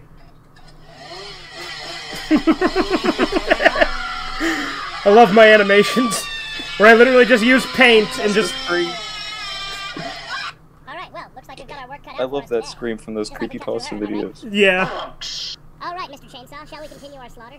Of course we can continue our slaughter. We must take down those inferior beings. That's my favorite movie scream, actually. Yeah. Someone's daughter. Yes, we sure did, boy. Oh, yeah. Thank you for narrating properly. For that, you get a cookie. Oh, cool. This gig's finally paying off. Run, my queen. This gig's finally paying off. The chainsaw. It's a chainsaw. Yeah, so brutal. What the fuck? I can't really believe good. you've done this. Yes, I have. And now I'm going to get you. Oh, God. The chainsaw and save me, God. Oh, please, I don't want to die. Oh, God. No, my queens. They're both dying. Please, stop the madness. This pain surely couldn't compare to the feeling of childbirth. Cutting a jib, boy. How would you like to work with us? Oh, that sounds delightful. I hate those female scum. All right, excellent. Silver, toss him your spare chainsaw. I like how he just had a spare talking chainsaw. Here you are, my good. Here you are, my good man. It's a chainsaw. It's a chainsaw. It's a chainsaw. Does his chainsaw talk too? Yes, it does, boy. No, we couldn't decide what to do with the other chainsaw, so we literally just took out of context Norm Macdonald quotes that have nothing to do with anything. My brother. According to retailers, the most popular Halloween mask this year is O.J. Simpson. And the most popular Halloween greeting is, I'll kill you and that guy who's bringing over your glasses, or treat. I gotta say, his chainsaw seems to have a very different personality than you. Yeah, I know. He's not quite the supreme gentleman I am. but he'll get the job done. And then they spent the rest of the evening slaughtering countless innocent women until... Halt's right there. I can't let you chainsaw all these beautiful bimbos, or else I won't have any bimbos for myself. Oh my god, it's Bogan Ball! Yeah, you want to join the bow game? Are there women? Oh, you betcha. Alright. I'll take those. How he crushes the chainsaws with his I was a hands. supreme gentleman once, and now I am nothing! I like the one space. Yeah. Guy doing what he loved, Nick. Dribbling a soccer ball in traffic. That doesn't make any goddamn sense. I like how he even called it out. Pedro, when did you... But it sure makes a lot of dollars. Doesn't make any sense, but it sure makes a lot of dollars. Oh shit, it's the future police. They're coming to get me. Stop right there, Silver. You're under arrest for all your murders. We're being serious. We're not the past. Robocock. Yeah, it's RoboCop and Time Cop. You could come into my jurisdiction and try to arrest one They're the of my future police. suspects. Well, in that case, you're a bunch of silly gooses. That makes me think of that terrible Goosebumps episode with the reality Get out of police. here. Yeah. Before I You're like, that's exercise reality, my right of Max. supreme jurisdiction. They're literally over the Men in American Black. Town, USA. Well, I gotta say, boys, he's got us cornered. There's nothing we can do. He is the chief of police of this town, and it is his jurisdiction. Just promise us you'll. I like how that's not how that would work at all. Like they would. I guess if it is his jurisdiction, there'd be more than that. There'd be shit filed. Give him what he deserves. But it's literally the future police. Like, Yeah. you'd think that they would have a higher, like, you'd Yeah. think that would make them higher up on the... Well, you know, the reason they're the future police is because in Silver reviews, it was revealed that Silver, like, was a serial killer from the future who, like, fled back to our time to hide from the future police. And then he was reviewing movies. Uh-huh. I gotta say, this guy seems trustworthy. Yeah, I agree. Let's get out of here. Pleasure doing business with you, Chief. Of course, you silly gooses. And don't come near my turf again, or I'll blow your fucking head off. But otherwise, we're good. Yeah, he said we're good. All right, now that they're gone, have you learned your lesson? I sure have, Gaylord. Well, excellent. You're free to go. Gaylord just always lets everyone go. But the guy with the other chainsaw, you're free to go too because you're kind of sexy. Well, thank you. You're sexy goth bad boy. Now, you His boys arm have says fun, stupid and I'm gonna tattoo. go have Yeah. some fun with both. Well, of course. What use are women? They're not hot. They're gross. Ew. 10 seconds later, outside the police station, Silver was standing around for too long. All right, Silver, I gave you a chance, buddy, but now you're loitering, so I'm gonna have to take you in. You got arrested. The end.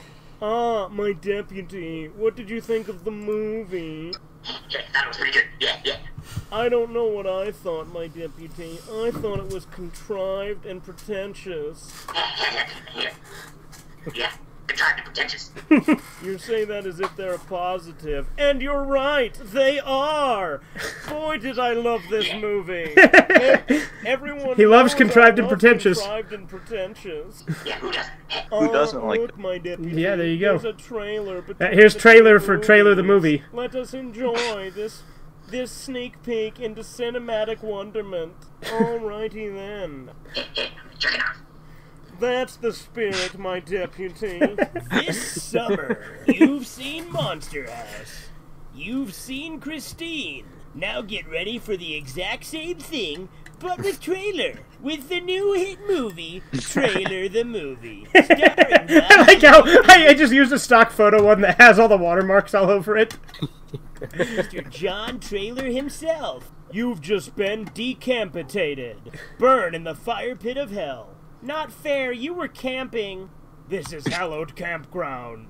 Do you like blood, guts, gore, nudity, orgies, dismemberment, cannibalism, rape? Then you'll love Trailer.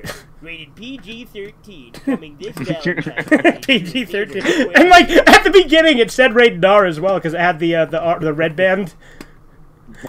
Oh, Just that like that. trailer was It's quite all that says rated exquisite. Really Yeah. my kind of art. I did. Me too, my deputy. Me Goddamn. too. Oh, what is this? A vortex of swirling power coming from the screen. Oh dear God, I'm being sucked into the screen. That's such a good pause. Oh, my deputy. You know the way like he says he's getting sucked kind of reminds me of Bob the Seether fan. I said that because it was on the thing, not Bob the Seether.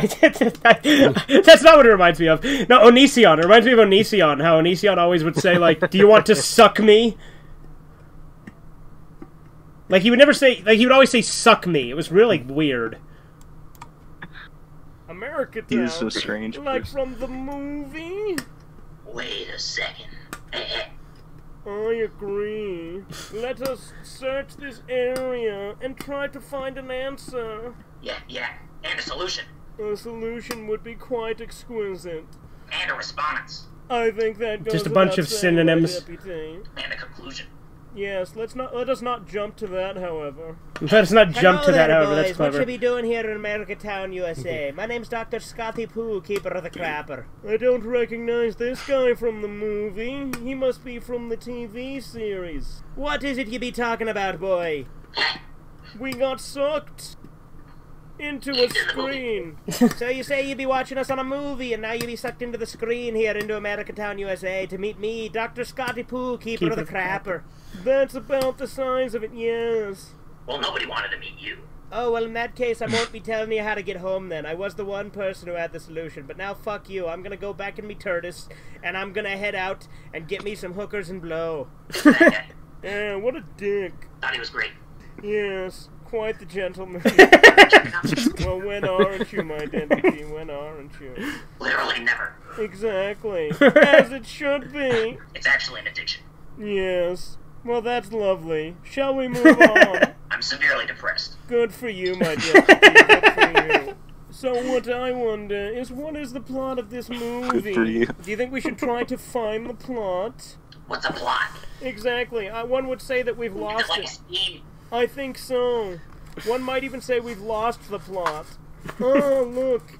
Right here in these woods near this old camp. There's someone there. There's your art. Oh my god, what is that? It's beautiful. Blue, blue, blue, blue, blue. Did somebody say they want it repeated? I'm going. No, not you. Blue, blue, blue, blue. I like the way he does it better. That's beautiful. Blue, blue, blue, Let's embrace Woo! You scared off Crazy Pete, and I'm gonna run as well because you're freaking me out. Boo loo, I'm Crazy Repeat. Newcomers? I completely forgot I did that joke. Newcomers. If I recall, the next movie we were going to see was called The Mexorcist. So The Mexorcist. Let us try and find a Mexican. Were there any Mexicans in that movie? Uh-huh. Yes, I tend to not notice race either because I am woke. Yeah. And a gamer. Me And a gamer. at Sarge's house. Well, boy, I gotta say, that dinner we had was pretty good. See, all and that it ties. stuff They with, tie in Silver and together. That chainsaw and stuff. I'm so glad we didn't get involved. Oh yeah, you're enjoying that human flesh you're eating? What the fuck are you doing in my house? Pedro, who is this? Is this one of your friends? No, I do not know this person. Well, boy, seems like Pedro doesn't know you. I don't know you either. You got about 10 seconds to tell me what the fuck you're doing in my house. You don't know Give her a deformed arm. Yeah. I've seen you. I've watched you. On a movie. What, there's 2 of them now? Get out of my house, goddammit! I'm jerking off. He always jerking off. Sure is a handsome little bastard, isn't he? I'd offer you some leftovers, boy, but we already finished. Me too. Me too. How American. Anyways, My deputy, are you alright? I am no longer deputy. What the fuck is going Oh, on it's like here? Howard I the am Duck. actually Benjamin Nerd. Yeah, You yeah, can it is like the call Howard the me Duck guy. Wiener. I think that's what you were going for, wasn't it? Yeah. My God, Pedro, he's been possessed. Quickly, get us an exorcist. I mean an exorcist. He's possessed and he needs an exorcist? Right, well, I already corrected it, boy. I already said exorcist. I meant extra. God damn it, what's that word, boy? Exorcist. That's the one. What's he obsessed with? Go get gay. And also bring us. Oh, okay. And also bring us the priest. Yeah, go get gay, and also bring us the priest. Sarge, Halloween double feature. Ooh, this is gonna be fun. I love how you use a tie card. 10 seconds later. Yep, we're doing the season I 3 like part the way 1 you commentary. use the episode where you're like 10 seconds. Oh my and you God. know how later. One thing I want to do someday is be part of this show. I don't know why, it looks seamless from just a few bits of set I've seen, you know? Well, if we can find a good way to utilize you, sure. Yeah, we'll let in pretty much anyone. Yeah, we'll find a spot for you. Hey, where are you? What is it, my child? Egads, my god. Sarge said we needed to be gay together, and you needed to go and. People actually watch this shit. That's You want to good. borrow my copy of Sexorcist, an X-rated erotic feature? No, somebody has an obsession. This would totally never get Oh my onto god. TV. This It is would more be serious than I heavily thought. sin. Quickly, eat this jar full of thumbtacks. Oh, I love Quickly this. Now, eat Well, it. Adult Swim back in the day, I Yeah. accepted it. Like, I love how Pedro eats the thumbtacks, and that's not even, like, the thing. He's just trying to see if he can make him do it. Next up, Pedro gets arrested by El Can't believe he actually Chapo. did it, my More than child. 11. You win that bet, Quiet Rob. He was really stupid enough to eat it. Egads, my god. I have more? Of course, my child. You can have as many as you like. You can have as many as you like. But quickly, we must go solve that possession problem at your home. We must away. 10 seconds later, back at Sarge's house. I would say Gay is another one of my favorites. Yeah, Gay's pretty cool. You I dare say don't that know. about my mother, boy. I have an idea for an episode, but I'm gonna wait for you guys to finish this before I say it, unless you want to hear it now. Yeah, we'll wait, because we're doing the Season 1 commentary. I'm recording this as well as streaming, so once we finish recording this, we can talk shit out. Yeah, yes. My child, quickly. I'm here to exercise you. Okay, don't do that, actually. I don't like that. Okay, don't do that, Water. actually. I don't... I made it myself. Egads, my god. A bottle of yellow water. The power of piss compels you. The power of piss compels you. It does admit, I will admit, yeah. I find it kind of compelling. It's kind of Egads, compelling. my god. What is your name, spirit? I like how every time I modify an existing picture to have the arm go up, it always looks deformed. I was going to say that. Egads, my god, my child. Do you understand what this means? His name is Benjamin It's like the Nerr. little guy's Be hands in Nerr. the scary movie He's a too. Mexican. Yeah. You don't need an exorcist. You need a mexorcist. Yeah. The fuck is a mexorcist? The only person who knows how to exorcise a Mexican spirit is a Mexican. Pedro, you can do it. You just said that the only person who would know how, but I clearly don't know how, or else I would have done it, right? I'm confused. Then Pedro remembered that the plot required him to do it, so he remembered that he actually had a bunch of training on this. Oh, that's right. I went to college for this. Okay, we need to get the exercise, the walker thing, whatever it's called. Get that.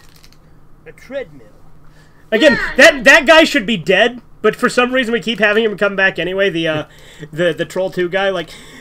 But I mean, a lot of characters come back to life, but he wasn't supposed to be one of them. But we kept doing it anyway. Who the fuck are you? I came for the reception. How many people keep Why saying is this my always...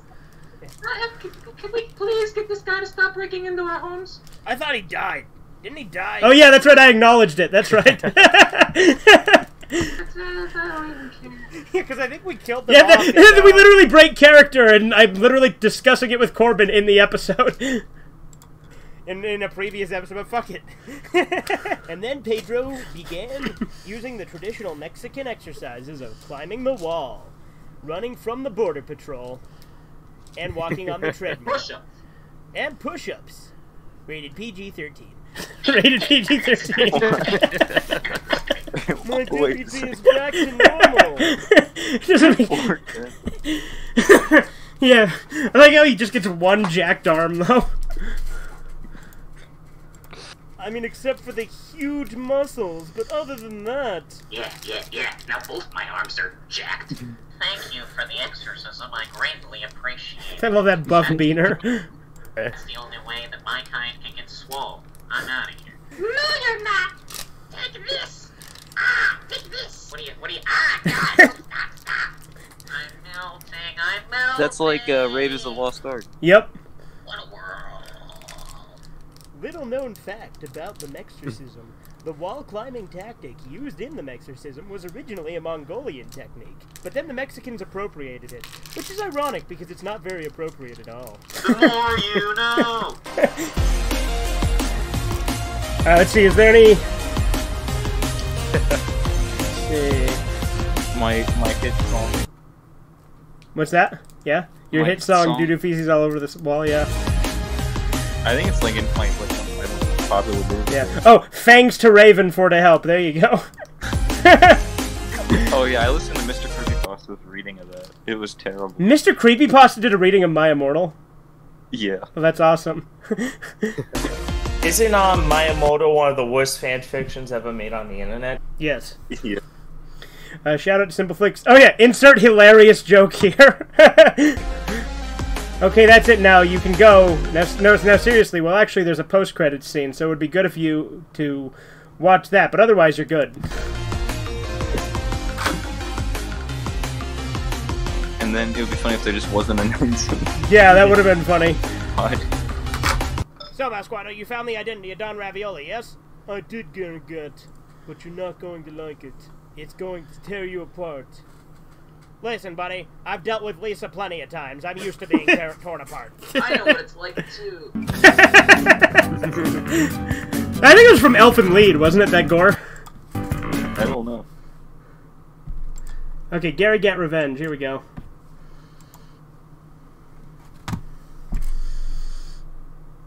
Load, damn you. There we go. Previously. Everyone was dead, except for Don Spaghetti, who was bleeding out on the floor in front of me, almost dead. My boy, the Ravioli family have betrayed us. Thank God you were out on that mission while they attacked.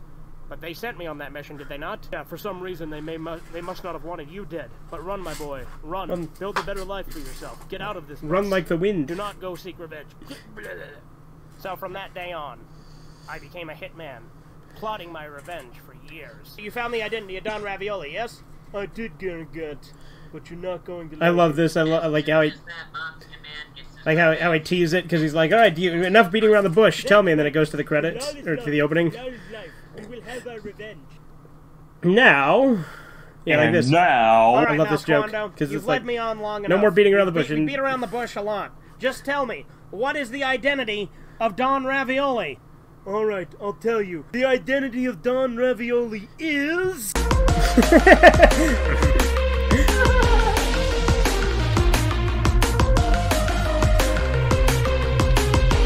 Oh, is this a new episode? No, this is, well, it's not new, it's from 9 months ago. But, we're, like I said, we're doing the Season 3 Part 1 commentary. And you guys have just finished up Season 3 Part 2. Well, we're just starting Season 3 Part 2. We haven't been, yeah. I'll be on that. Okay.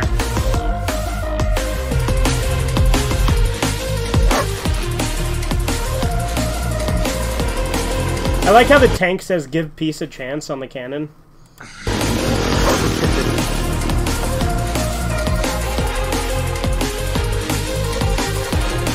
Are you okay? Hello, Malsquando? You just kind of froze up there. Yeah, I like how in universe he actually was just standing there without saying anything while they for the entire duration of the credits. Don Ravioli. Oh yes, the identity of Don Ravioli. It is your old bud, friend, and pal, Riofith. You know what would have been really funny? If he's like, oh yes, the identity of Don Ravioli, it is, and then it said, meanwhile. Like, we really dragged it out. What? This is impossible! How could Riofith betray me? He was my old bud, friend, and pal, and he was named after his two lovely uncles, Rio and Griffith. How could Riofith Judas Benedict betray me? It's unfathomable! Sometimes the truth is harder to swallow than fiction. But I've got some bad news. I don't know where his hideout is. He seems to have moved. My one weakness is people moving away. So since I can't find him this way, I'm going to take us to my #1 private investigator, Mr. Sherlock Bones, to help us find him. Meanwhile, at Sarge's house. Alright, boy, it's time for us to run some errands. So we gotta go out and get some stuff and patch up the house and do a few other things here and there. But I already kidnapped a couple of errands. I said errands, boy, with a D. Well, I'm not getting rid of them. I didn't say you had to, boy. I allow you to keep pets. It's part of your lease agreement. All right, boy. First thing we need to do is go get some groceries. So, I do love all the scenes where I just randomly put their faces poorly over a real image. Yeah. Grocery truck that's going to be delivering food to people's houses. What we need Especially to do when it doesn't is fit find at all the and foreigners' it's houses and go take their food. It's like, it was an episode from Season 1 when Sarge gets a job. Yeah. And he's like facing his head's complete like a 180 when he's eating lunch. Yeah. No, not when it's foreigners. That's just us taking reparations for them invading our country. I guess I can't argue with that. All right, there's the truck, boy. Let's go get the food. We'll steal it. No one will ever know. Oh, shit. The guy's got it. He's going inside with it. Quickly, boy. Let's go break in. Psh, crash, bang, door breaking down sound. Oh, God, those are expert sound effects. Don't try to tell me otherwise. Oh, did you guys know about the Third Amendment? What the hell does that flag mean? Boy, so it doesn't matter if I'm quartered here. Not means he's foreign. Staying overnight, so it's still really not applicable. No, I guess that makes sense. What do you want? We're here to take your food. We're gonna steal it, and then you're not gonna know about it. Understand? Well, if I understand, then how do I not know about it? Because shut up and just give us the food. All right, here, take it. Please, don't hurt me. Quick, Pedro, he gave us the food. Hurt him. I love this beat-up scene. Take this, you bastard. Oh, stop it. Why? Why are you doing this to me, Jesus? There it is, boy. There's the tar. We beat it out of him. Let's get the fuck out of here. Why, God? All right, boy. That's why, God? Meanwhile, back with Gary Gatt and Malsquando. All right, Gary Gatt, here he is. Mr. Sherlock Bones. Yeah, that's a really good Sherlock. Gentlemen, I'll be with you in a minute. I'm kind of preoccupied at the moment. What did I do? Please let me go. You dare loiter on my... I love this torture scene. I'm actually really proud how it turned out. Scum, I'll teach you to stand there and do nothing while wasting the good people's time. You fucking degenerate whore. You crack-addled hypocrite. How dare you? By the way, Sherlock's coughing is real, but I kept it in because I thought it fit. Because I was actually coughing, so... You should make him cough more. Yeah. Ow, what are you doing? Oh, God. No. That should be a thing in every episode. Yeah. Like, granted, that's not Sherlock coughing, right? That's the person being tortured coughing because they're waterboard. I left all my coughs in because it fit. Ah! Stop! Please! Oh, God. Not the pliers. Please, don't get my teeth. Ah, stop, please. Oh, I like how it actually sounds like somebody has something in their mouth. Yeah, it's because I was grabbing my teeth when I said that. I was just standing here for a second. So it's a confession. You admit you were loitering, you scum. Loitering. No, not the hedge clippers, please. Don't cut my toes. I need my toes. Ow, fuck! You bastard, you cut my toes. Why would you cut my toes? I hate redundancy. How dare you repeat yourself? That's a worse crime than loitering. Ah, no, not another toe. Ah! All right, now to heat things up a little bit, if you get what I'm saying. Take this. Why are you dumping gasoline on me? Stop it, please. All right, looks like you've mentioned... You edited the scene so good. Yeah, like I said, I'm really proud how it turned out. Meanwhile, back with Sarge and Pedro. All right, boy, next thing we got to do today is make a withdrawal from the bank. Pretty simple. No shenanigans here. Easy come, easy go. Although I must say, boy, we do got to make sure we are asserting our Second Amendment right. So make sure you've got your gun. And, I love this misunderstanding. I do feel it's been a bit chilly out, so let's make sure we get our ski masks on before we go make this withdrawal. I hope I get to fulfill more of my bloodlust. I don't know what you mean by that, boy. Just put on the ski mask. It's getting cold. And boy, as you know, I forgot my wallet today, so I've got this burlap sack that we're just gonna have to put the money in. All right, boy, let's make a dramatic entrance. Let's kick the door open. Pew, pew, pew. All right, everybody, listen up. You're gonna put the money in the fucking bag. I've got places to go, people to see. I don't got time to fuck around. I'm in a bit of a hurry. Oh, God, he's got a gun. He's crazy. Ah, save us. Oh, my God, Pedro, people are hysterical. Quickly, we must start eliminating the crazed people before they hurt someone. My father taught me this is the right thing to do. Your father was a wise man, boy. Pew, pew, pew. Oh, God. Ah, ah, ah. All right. That seems to have gotten the most of them. Everyone else seems to be quietly sitting on the floor minding their business. Anyone else got any problems? Because if you do, I got a bullet right here with your name on it. Oh, no, we'll be good, please. Don't hurt us. All right, boy, let's get up to the register. All right. Hello, ma'am. How are you doing today? I'd like to... Yeah, she sure is, isn't she, boy? Now, if you wouldn't mind, put the money in the fucking bag! Oh, please don't hurt me. I'll put the money in the bag. I'll put the money in the bag right now. Just don't hurt me. Now, this is service. You know, ma'am, I must say, you seem kind of stressed. Maybe this isn't the right line of work for you. Have you considered maybe taking some time off? What? What was that? I'm sorry. I'm so focused right now. I haven't even given you my account number. How can you be making the withdrawal? What? Look, just take the money, all of it here. Here's $14,000. Just take it. It's all I have right here, without having to go back into the safe. How come you act this reasonable when I come into the bank? Is it because I'm foreign? Well, boy, I mean, if she's discriminating against you based on your race, it sounds like my kind of gal. But anyway, thank you for the service, ma'am. Have a wonderful day. Why does he have a tiny nose in this ski mask? So polite. I don't know. Using please and thank you, and you have a wonderful day, miss. Bitch isn't friendly to me. Bitch isn't friendly to me. Friendly to you. Now let's get going. We've got more errands to run. Meanwhile, back with Sherlock and Gary Gett. So, Sherlock, are you going to help us find Don Ravioli's base? Yeah, I can do that. We gotta follow a trail of clues. We gotta search this cesspool of filth that we live in called Americatown, USA. This disgusting city overrun with hookers and blow and communists. Right, okay, well... Right, okay. It's gonna be in my house. Let's go have a look. What? I like how I made him live in the psycho house. Okay, if you say so. Alright, here we go. We'll start in my bedroom, because it looks like there's a trail of breadcrumbs leading from my bedroom into the kitchen. I mean, what kind of freak eats bread in the kitchen? Yeah, this is so weird. See, this guy knows what's up.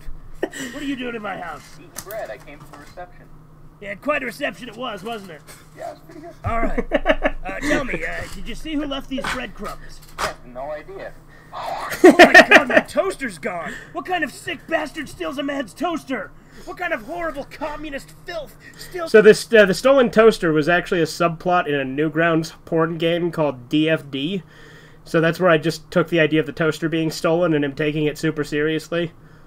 It's a toaster! How on earth am I supposed to take my pure white bread and turn it into black toast to perfectly represent my black and white worldview? I don't know. I don't eat toast. Alright. Well, this guy hasn't seen anything. Who broke my window? Oh, that's me. That's how I got in. Alright, story checks out. Meanwhile, back with Sarge and Pedro. Alright, boys. Our last errand for the day. We need to fix up the wall that Homino Sherlock broke Bones is good 6 for, months like, ago. storytelling, though, because, Boy, do like, I look like I know how to fix things? like, Sherlock Bones investigating is a good way to get from place A to place B. Yeah, it absolutely is. He works really well.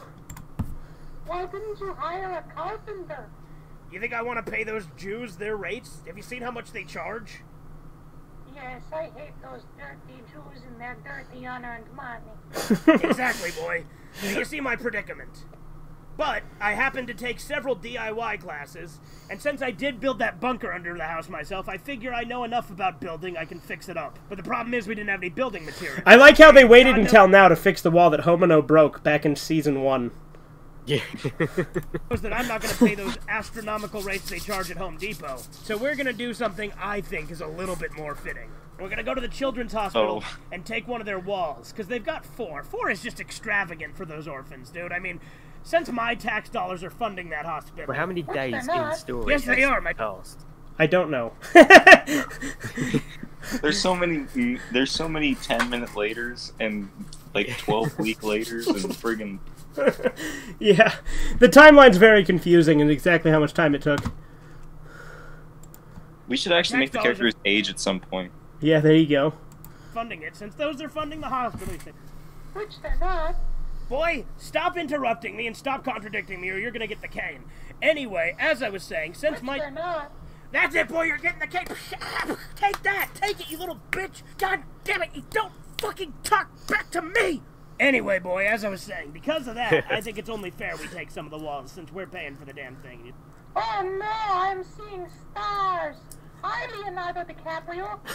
Alright, Pedro, now that I've taught you a lesson, since Stars. my tax dollars fund that hospital, let's go take one of those walls, because they're legally mine. You know that. I'm too busy to care. I'm too dizzy Oh, to wait, care. quick, someone's coming out of the hospital. We have to wait. Oh, damn. Too bad I can only do this 3 times a week. Hopefully that boy still... Hey, I did a good job drawing that hospital. Yeah, you did. Dick fuck'em. Dick fuck'em. I think that's supposed to be the hospital from Grand Theft Auto 4. Really?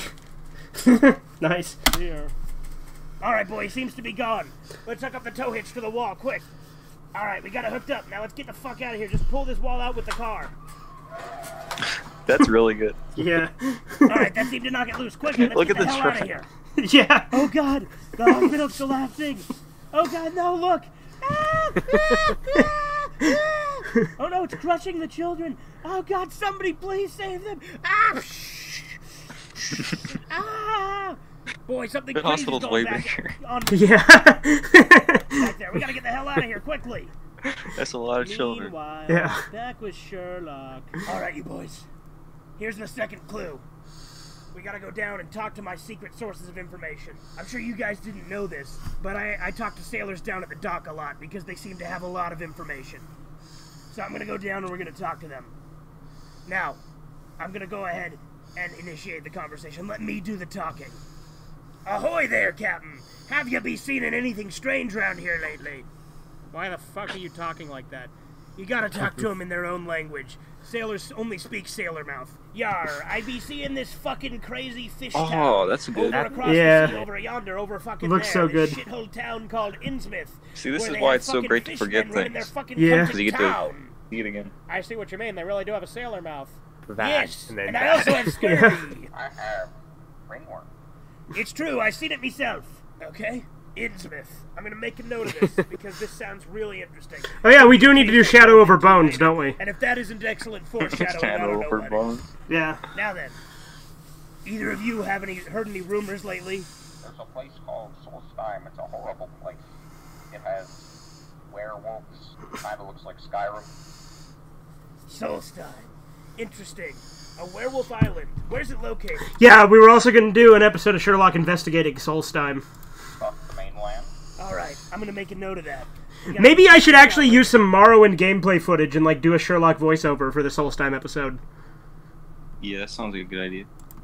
Thank you for that. Anyway, do either of you happen to know where Don Ravioli's hideout would be? Yar, I don't be knowing where Don Ravioli's hideout is, but his best mate, Fettuccine, lives down here on the docks. You'll eat my penis off. It's true, and he did eat his penis off. I seen it myself. I have no middle finger. Yeah, they finished. So that's actually based off a real thing. There's a guy that got his dick bitten off by an eel, and they replaced it with his middle finger. That's an actual thing that happened. So that's what I was having Corbin reference here. They fashioned it into a makeshift penis. The fucking doctor really knew what the fuck he was doing. Reaches all the nooks and crannies. It's true, I seen it myself. Alright, well, thank you for your information. I'm gonna go find Fettuccine now. Meanwhile, back at Sarge's house. Well, boy, we're home. Time to I also think that doing the A plot, B plot structure we're doing also helps to keep the plot moving. Also, I like that Pedro's the woman this time. back, relax, and watch the news. My favorite thing to Black do. out Sarge's This, head's at an this angle stuff as like well. this makes like their relationship confusing. Yeah, it does. Well, boy, you lose. We're doing what I want. Now I'm going to booze. Good. We could use some refreshments. Get me some while you're at it. My life is constant suffering. It'll be even more sufferable if you don't hurry up with the booze. Anyway, I'm turning on the TV now. And in other news, a man was horribly beaten in his home earlier today. When he was beaten, a tar-like substance poured out of his body. Hey, Pedro, check out the TV. It looks like that guy we beat up is on the news. And the tar-like substance coming out of the man was actually stored up internal bleeding, dripping out. Unfortunately, the man did die from his injuries sometime later. Pedro, oh my god, that guy we beat up died. I wonder what happened to him. Do you think he had cancer? Pedro, you get some booze? No, not booze from Mario. Get those ghosts out of here. I want some alcohol, damn it. Meanwhile, back with Sherlock and Gary Gadd. Alright, you boys. This is Fettuccine's hideout. Let me do the interrogation. I'll get the truth out of him, or my name's not Sherlock Bones. Alright, let's get in. I like all the characters freaking Listen smoke. up, motherfucker. Yeah. You're gonna tell us what we Smoking want is to know. cool. Oh God, please get out of my house. I plead Third Amendment. I like how you made him look like Carl from Aqua Teen. Stay out. I'm not a soldier, and that's not applicable. Oh God, please, what are you doing? Please. Also, is having people plead the Third Amendment was such a weird recurring joke in this episode. Anything you want. We're gonna get you to tell us where Don Ravioli's hideout is. Oh, that's all you want? I'll tell you where he is. His hideout is... Ow! Why? Why you hit me? I tell you. I'm gonna get this information out of him one way or another. Oh God, stop hitting me. I tell you his hideout is... Ow! Stop it! Why? Why you torture me? Meanwhile, back at Sarge's house, and in other news... The bank was robbed earlier today. 2 masked hoodlums broke into the bank and robbed the place. Unfortunately, the camera feed appears to have been cut, so no information can be garnered. Oh, yeah. Wow, Pedro, look, the bank got robbed earlier. Was Frankie Muniz a witness in this, too? Oh, that's crazy. I think so. I know. And to think, if we hadn't have gone there today, we might not have been able to make that withdrawal because they might have been shorted because of the robbery. I'm having a withdrawal. Yeah, that'll happen. Maybe you should stop smoking crack. No. There were over 10 casualties at this robbery. Many were shot.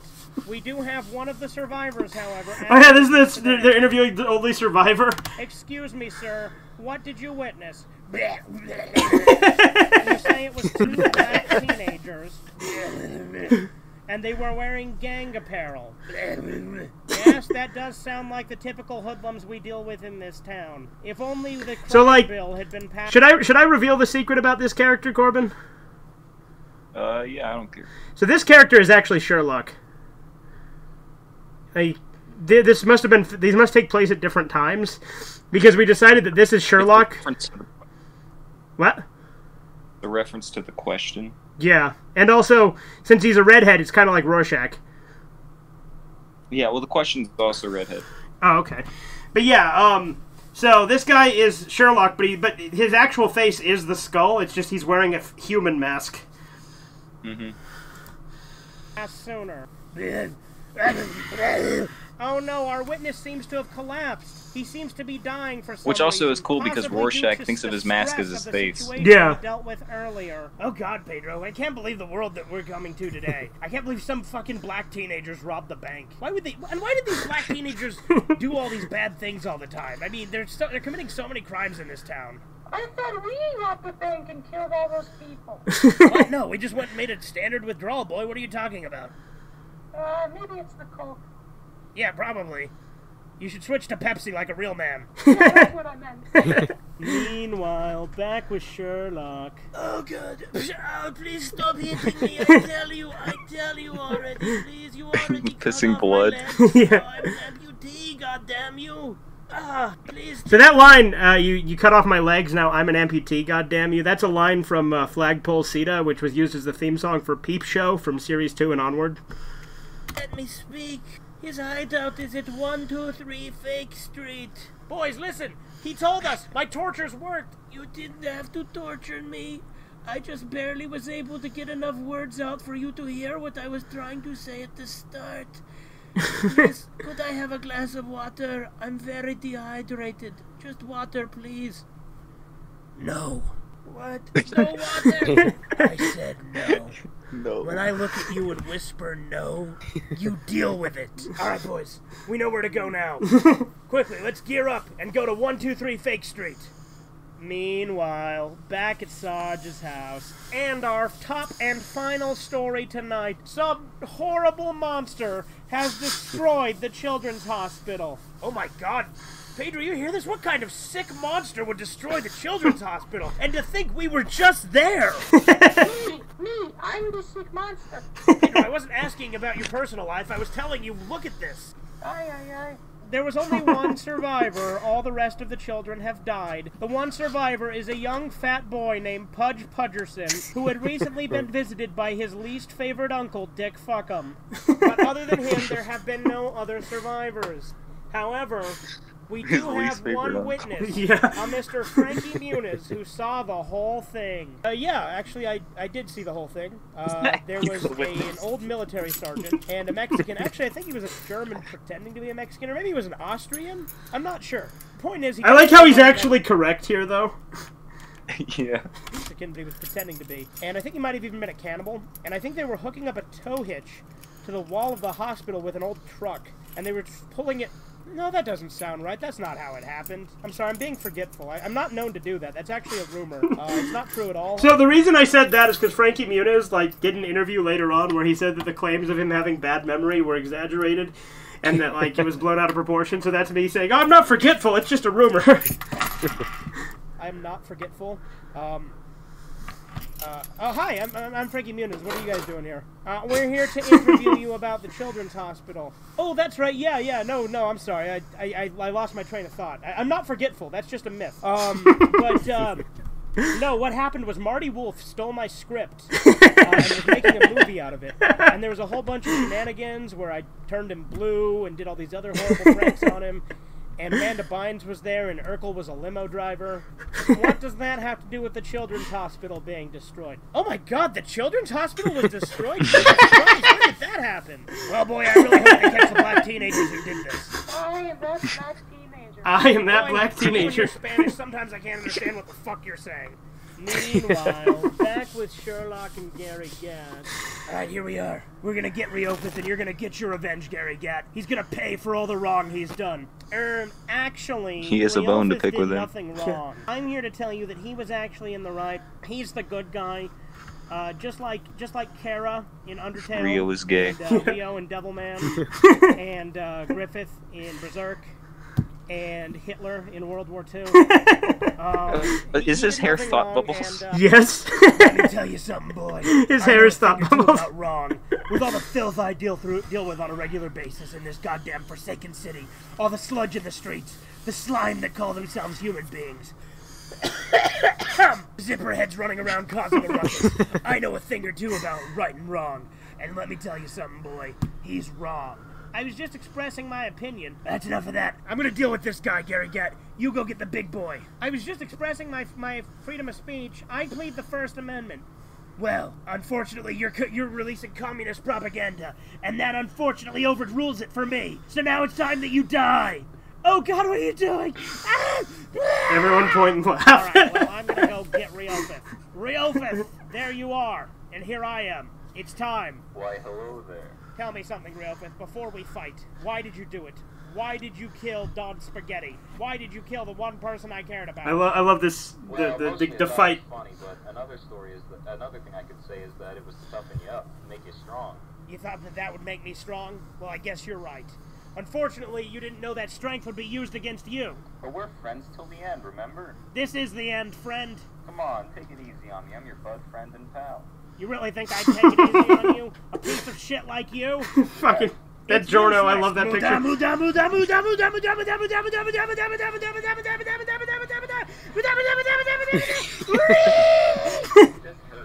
This hurts. Like Rorschach being blown up. Yeah. I don't know what I'm going to do now. I guess I'll go home and think about things. I need to clear my head. Maybe I'll go on a walk in the mountains. Figure something out. Thank you for your help, Sherlock. And your help now, Squando. You guys have been real niggas. You guys have been real niggas? Yes. Respect plus.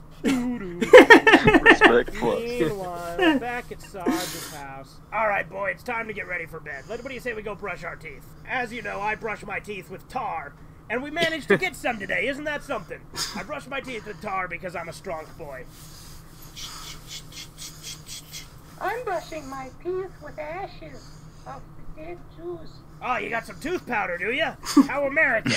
Yep, some good old Colgate tooth powder. Well, I'm glad that you're using American products, boy. Actually, it was made in Germany. Oh, well, I withdraw my compliment. Alright, boy, we have enough time to read a book before bed. As always, I'll be reading my favorite book, The Capitalist Manifesto. I'm reading In the Fog by Issei Sagawa. He's my hero. I'm not familiar with that one. I've read that book on stream now, In the Fog by Issei Sagawa. Oh, well, consider me uninterested. Figures. Meanwhile, back at Sherlock's house. Egad! I found my toaster! It's in the pantry where I normally put it when I'm done with it. What kind of sick bastard puts my toaster where I normally put it, and the one place I didn't check earlier? Who would do such a thing? I'll tell you, it's those communists. They're trying to take my toaster from me. They're not gonna take my toaster. No one can. If I can't have the toaster, no one can. Pew, pew, pew, pew. There you go. Now you're useless. You're not a toaster. You're just Swiss cheese. And I guess that's all wrapped up in a neat little package. This guy is crazy. I'm still here for the reception, though. Well, you may be here for the reception, but I'm here to go to fuck to bed. So just keep it down. I'll watch. Sounds like a rip snort good time. See you sleep down, do funny things to him.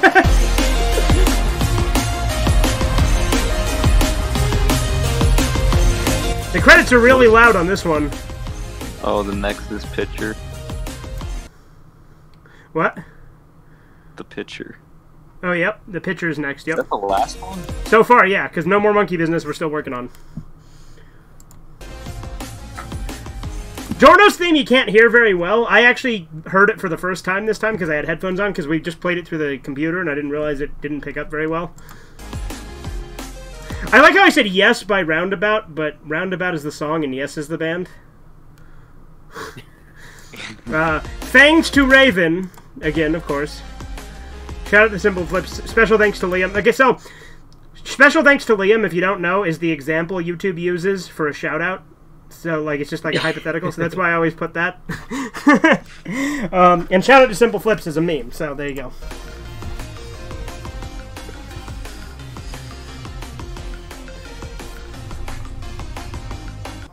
Was a good idea to take a walk and clear my mind. Who are you? Why, hello there. I am Mrs. Jew, and it appears you have something that I want. What's that?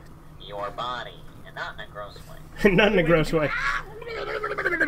Yes, now I have a body. All according to plan, Officer Savage. More or less.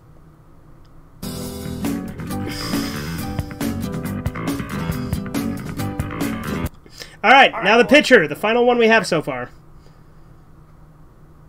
Good shit. I've got some bad news. Homino has detected a shocking amount of D's nuttium out in the ocean. Lots of lore and build-up. Go track it down and find it. D's nuttium. I have D's nuts right here. Put those cashews away. We need to go find this D's nuttium right now.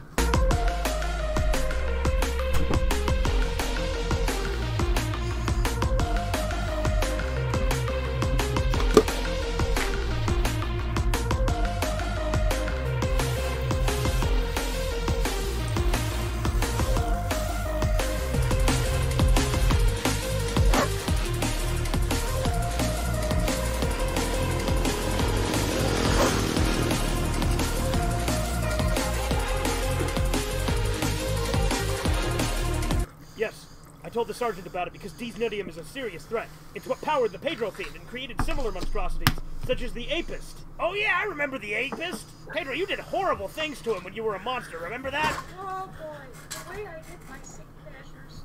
Yeah, I remember it like it were yesterday. Oh look, a book. That wasn't you in that flashback, Pedro. Now you've made it even weirder. It's completely decontextualized it. What the hell? Alright. There's Sherlock. After this, I want to watch older episodes again. Hey, Sherlock. Okay. You see anything out of the ordinary? This city is filled with degenerates and scum. There's communists everywhere. All these intellectuals and liberals. They're running this city into the goddamn ground. And the smooth talkers. Oh, yeah. Thanks, Pedro. You understand. You saw the world for what it really was, and decided to become a parody of it. But yeah, all sorts of horrible degenerates. I like how he says it about Pedro, but Sarge is going to be the comedian. Where? There's prostitutes, there's cocaine, there's all sorts of evil stuff. Hey, I sold some of that cocaine. Don't you be bad-mouthing my business. That's true, there are also Jews. I didn't even think about that. See, Pedro gets it. He's the only one who understands. We gotta stop these Jews and their evil agenda to spread communism across the West and turn us into a bunch of weak little baby men so that they can come over and fuck us in the ass while we sleep.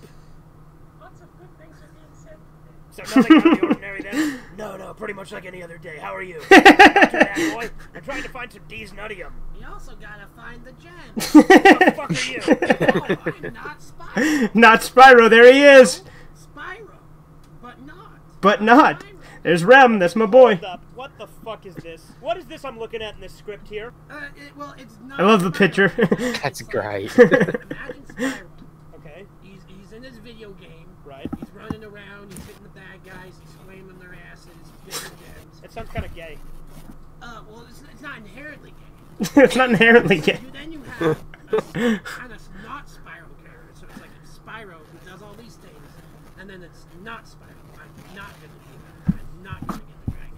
So what does he do? He's not Spyro. But does he do anything? He's not Spyro. That's what he does. No, seriously, I'm gonna have to interject here. What does he do? Okay, so you know Spyro who does all these things and like whipping the badass. What is that noise? I think it's Chudder's mic. Yeah, it's Chudder's mic. Yeah. No, like, I like how, because this episode was not scripted at all. Like, Gary Gad Origins was the first one to be completely scripted, and then this one we didn't even do a practice run, we just hit record. Mm-hmm. It turned out pretty good. Yeah. Not Spiral season. Pardon? It's like Rick and Morty portals. Yeah, Rick and Morty portals. Like Let me leave for a sec. Hang on. Okay. In the Spiralverse. What are you trying to do to my show, boy? I'm pitching ideas. I'm the pitcher. You know? Like, and Corbin didn't originally draw this picture to be the picture. It's just one that he drew, and I decided it fit the picture, so I used it for that. I pitch ideas. Oh, yeah? Yeah, just like Not Spiral. I don't think that's all he pitches. I don't think that's all he pitches. Well, maybe you haven't heard of me, but I've heard of you. I've heard of your whole crew. I love the show. I really do. Oh, yeah? Yeah. What's my show about? Well, it's about communism, and, in a positive or negative light? It depends. On the It depends. No, it doesn't. Bagels. Bagels. Yeah, Pedro is the real protagonist. Yeah, of course. I was gonna get to that. He's not, you fucking moron. We just got you. Oh, well, no, I've seen the show. I'm not. I just, it's like art. Every time you look at art, you're like, man, I could get something different out of it. This time I'm getting, like, different Can I things. see my idea? Yeah, what's your idea, boy? Okay, so all of his ideas are stupid. But what if we create a character called Sonic Bones? He's like Sonic, but Bones. That's the greatest writing I've ever heard, boy. No. We're gonna win 6 Emmys for that one. No, listen, Sonic Bones is just a hedgehog made out of bones, right? That's the idea? No! We'll get that Emmy someday. He's like Sonic, but Bones. Oh, yeah, we'll get to Sonic Bones. What does Sonic Bones do? He's Sonic Bones. Then he's got to do something. Because Not Spiral's not doing things, so what does Sonic Bones do? He's being Sonic Bones. Wait, he's got to do something. Not Spiral is not doing things. Indiana Bones. But that's so he counts that as doing something. Yeah. Yeah. I'm with Sarge on this one. What don't you get about this, man? It's like... Okay, I have a joke, though. I do have a good joke. All right, let's hear it. You're in a prison, okay? Yeah. You're in a prison, and Is there's... there lead to rape? No, not this time.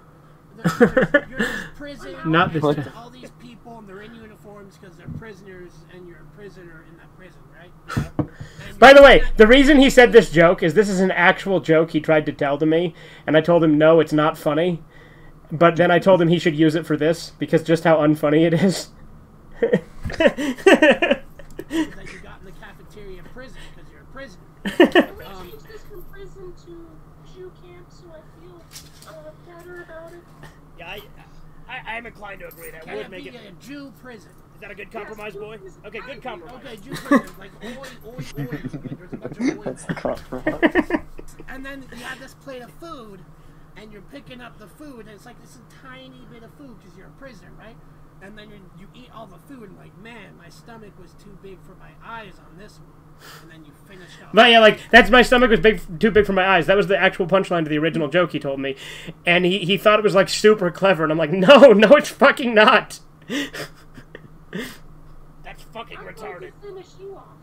Yeah, seriously, fuck you. What the hell was that? That's garbage. No, it's like, okay, you know the joke, my eyes are too big for my stomach on this one because you have too much food.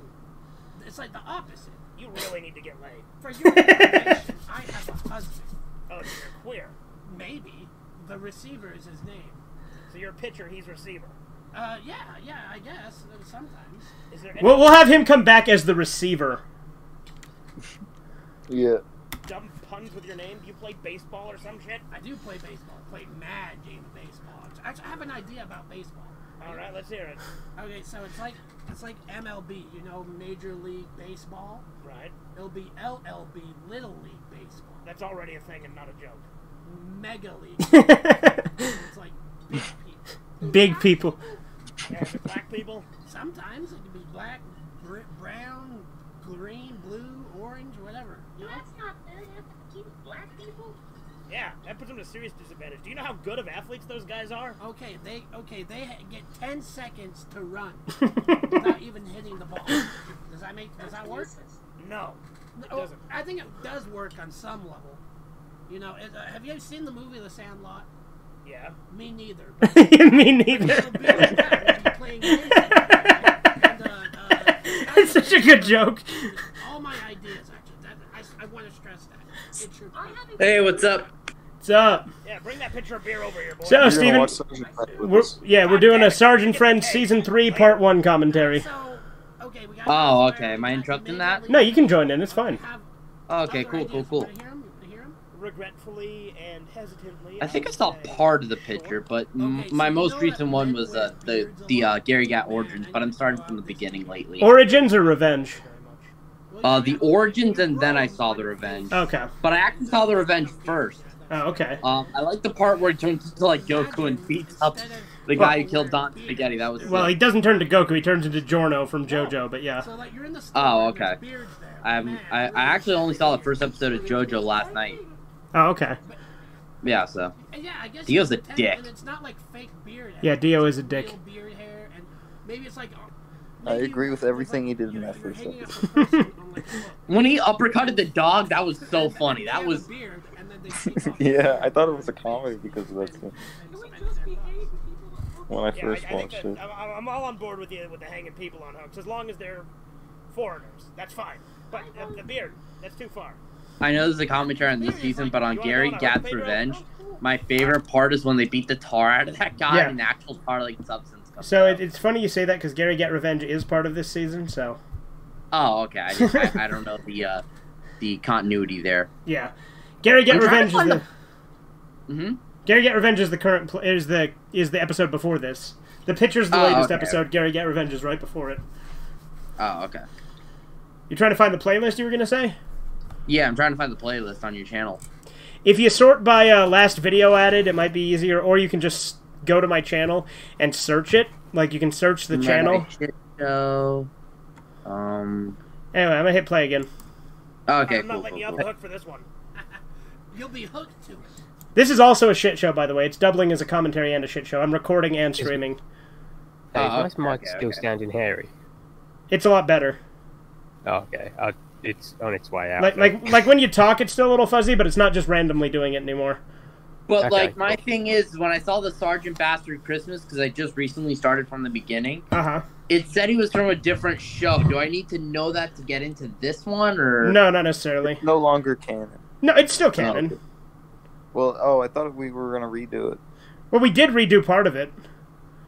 Oh, okay. We redid part of it in the good old days, remember? Oh, yeah. So some of it's still canon. We might redo parts of it again later. We'll see. I don't know. I think we've already covered it because Captain Shane. There was something you said that made it not canon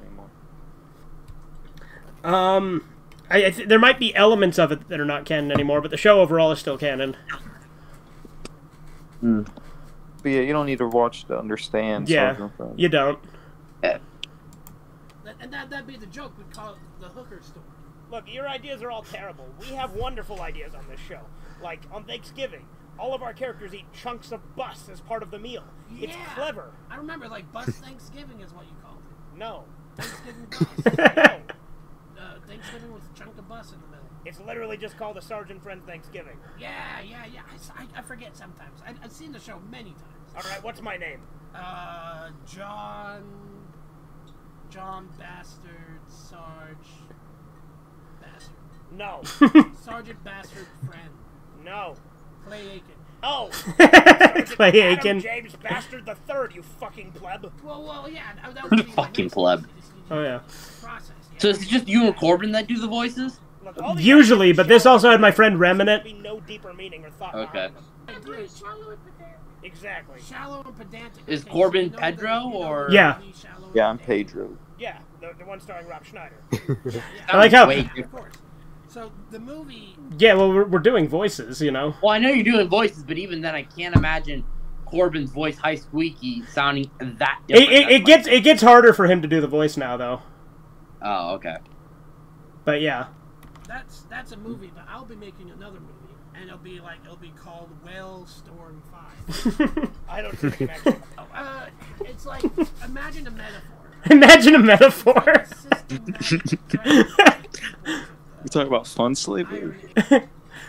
It's like, man, this is such a shallow and pedantic excuse of education, defenestration. Yeah, I heard you in the background with your regular voice saying, he's just saying things.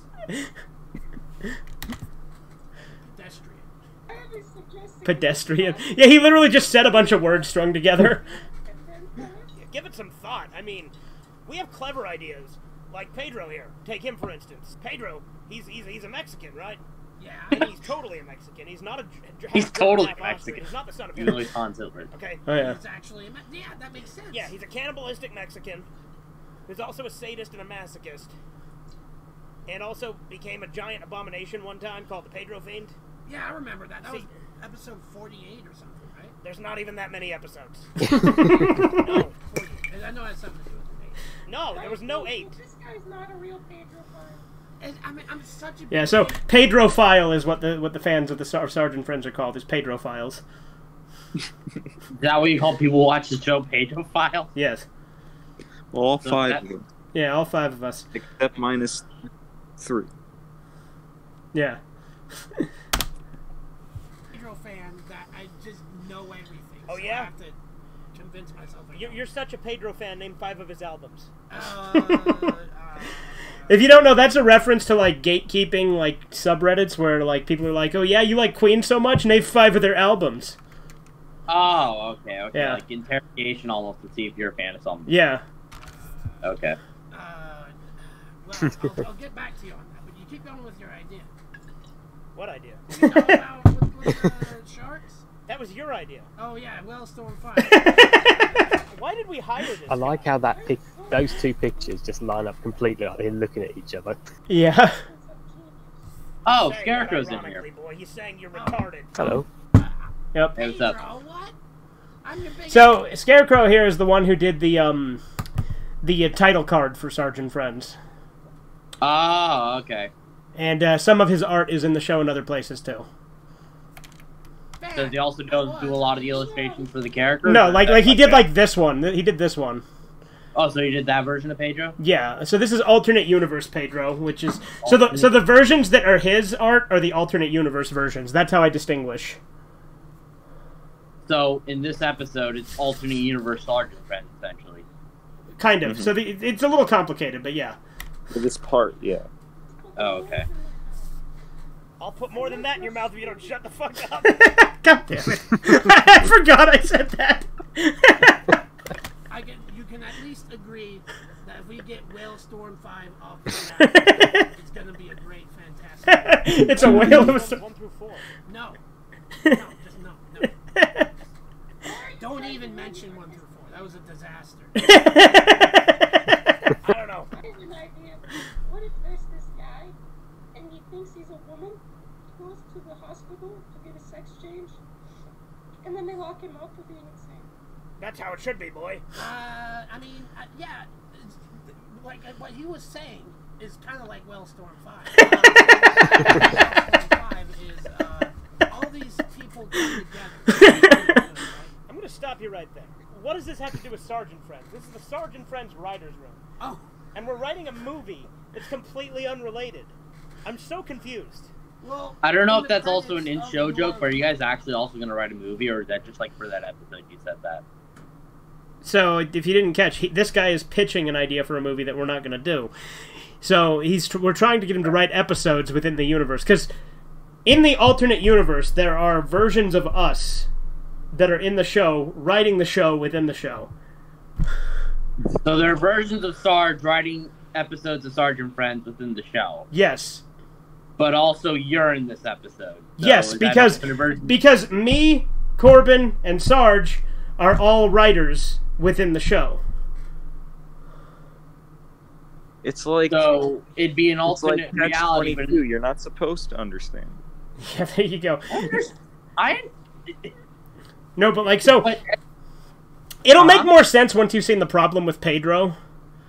Because the problem with Pedro establishes the alternate universe, but essentially, Sarge and Pedro escaped the TV into our world, and our world is that alternate universe. And then they become the writers. Yes. Okay. Movie, which would be excellent, by the way, and I've seen every episode many times. You're going to say, and by the way, check out Whalestorm 5. It's gonna be coming out to theaters near you, maybe, soon. Is it like a tie-in? Yeah, it's a tie-in. It'll have Pedro and Sergeant Bastard and all those other characters that I know the name of. All those other characters that I know the name of? Yeah, of course, if it does well. Why would you give us money? We're the one hiring you. No, I'll give you. Yeah, give me money. Yeah. So he's like, you got a woman body. Yeah. Like Terminator Resalvation. Resalvation? Yeah. Okay. That goes. It's like a prequel to Whalestorm 5. What happens is in Terminator Resalvation is It's actually really. going on here. Yeah, it's a good episode. Things start moving forward, and then that's how we get into Whalestorm 5. If that makes any sense. I vote we get rid of this guy. Anyone else agree? Do we need this guy in the writer's room anymore? I think we can come up with episodes well enough on our own.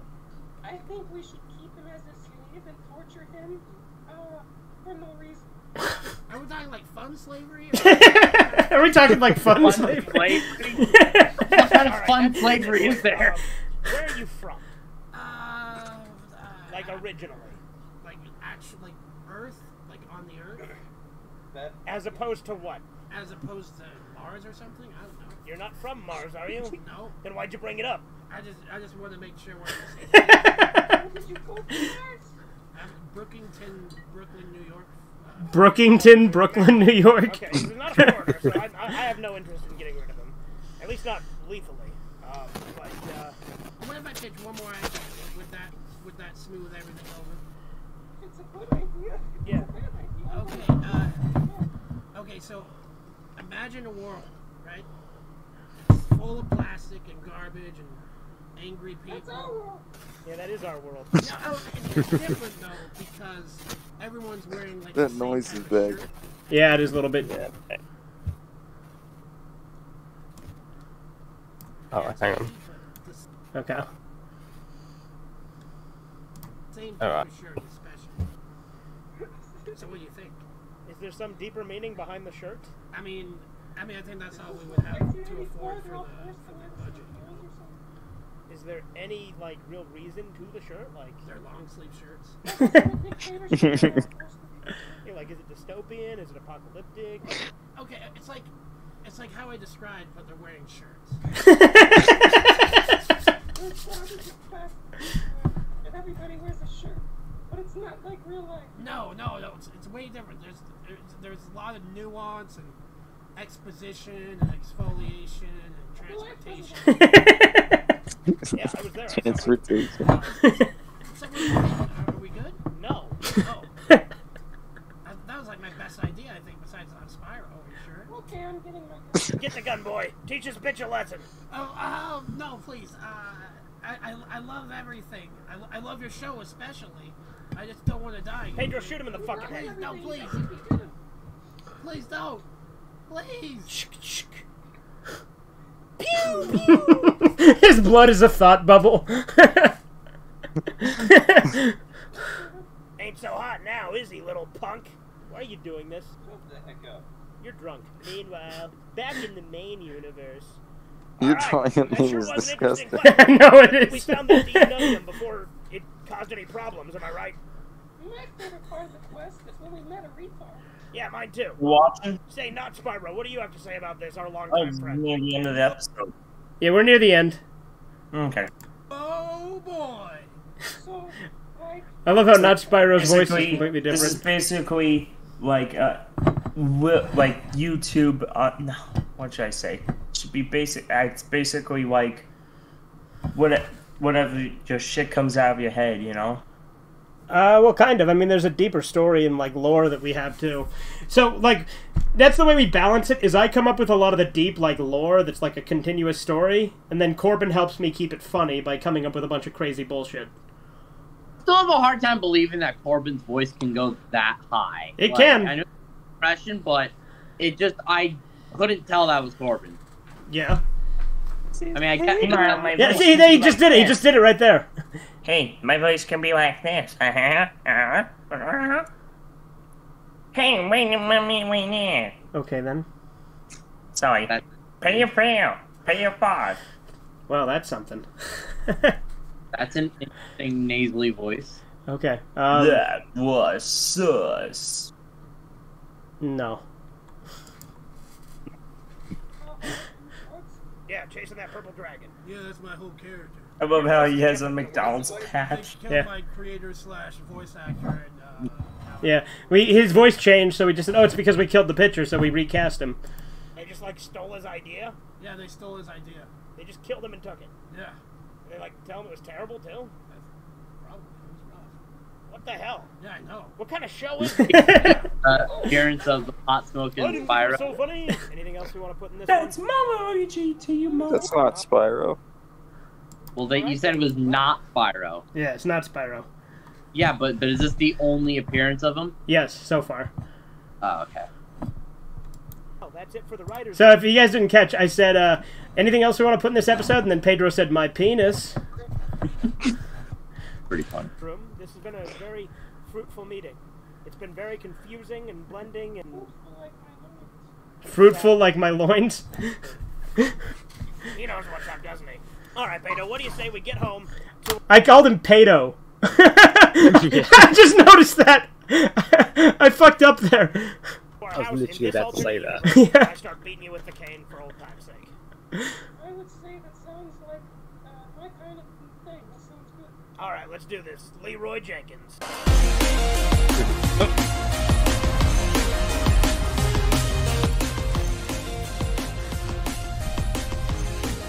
Oh yeah, special guest Jimmy Anderson is the bigot slayer.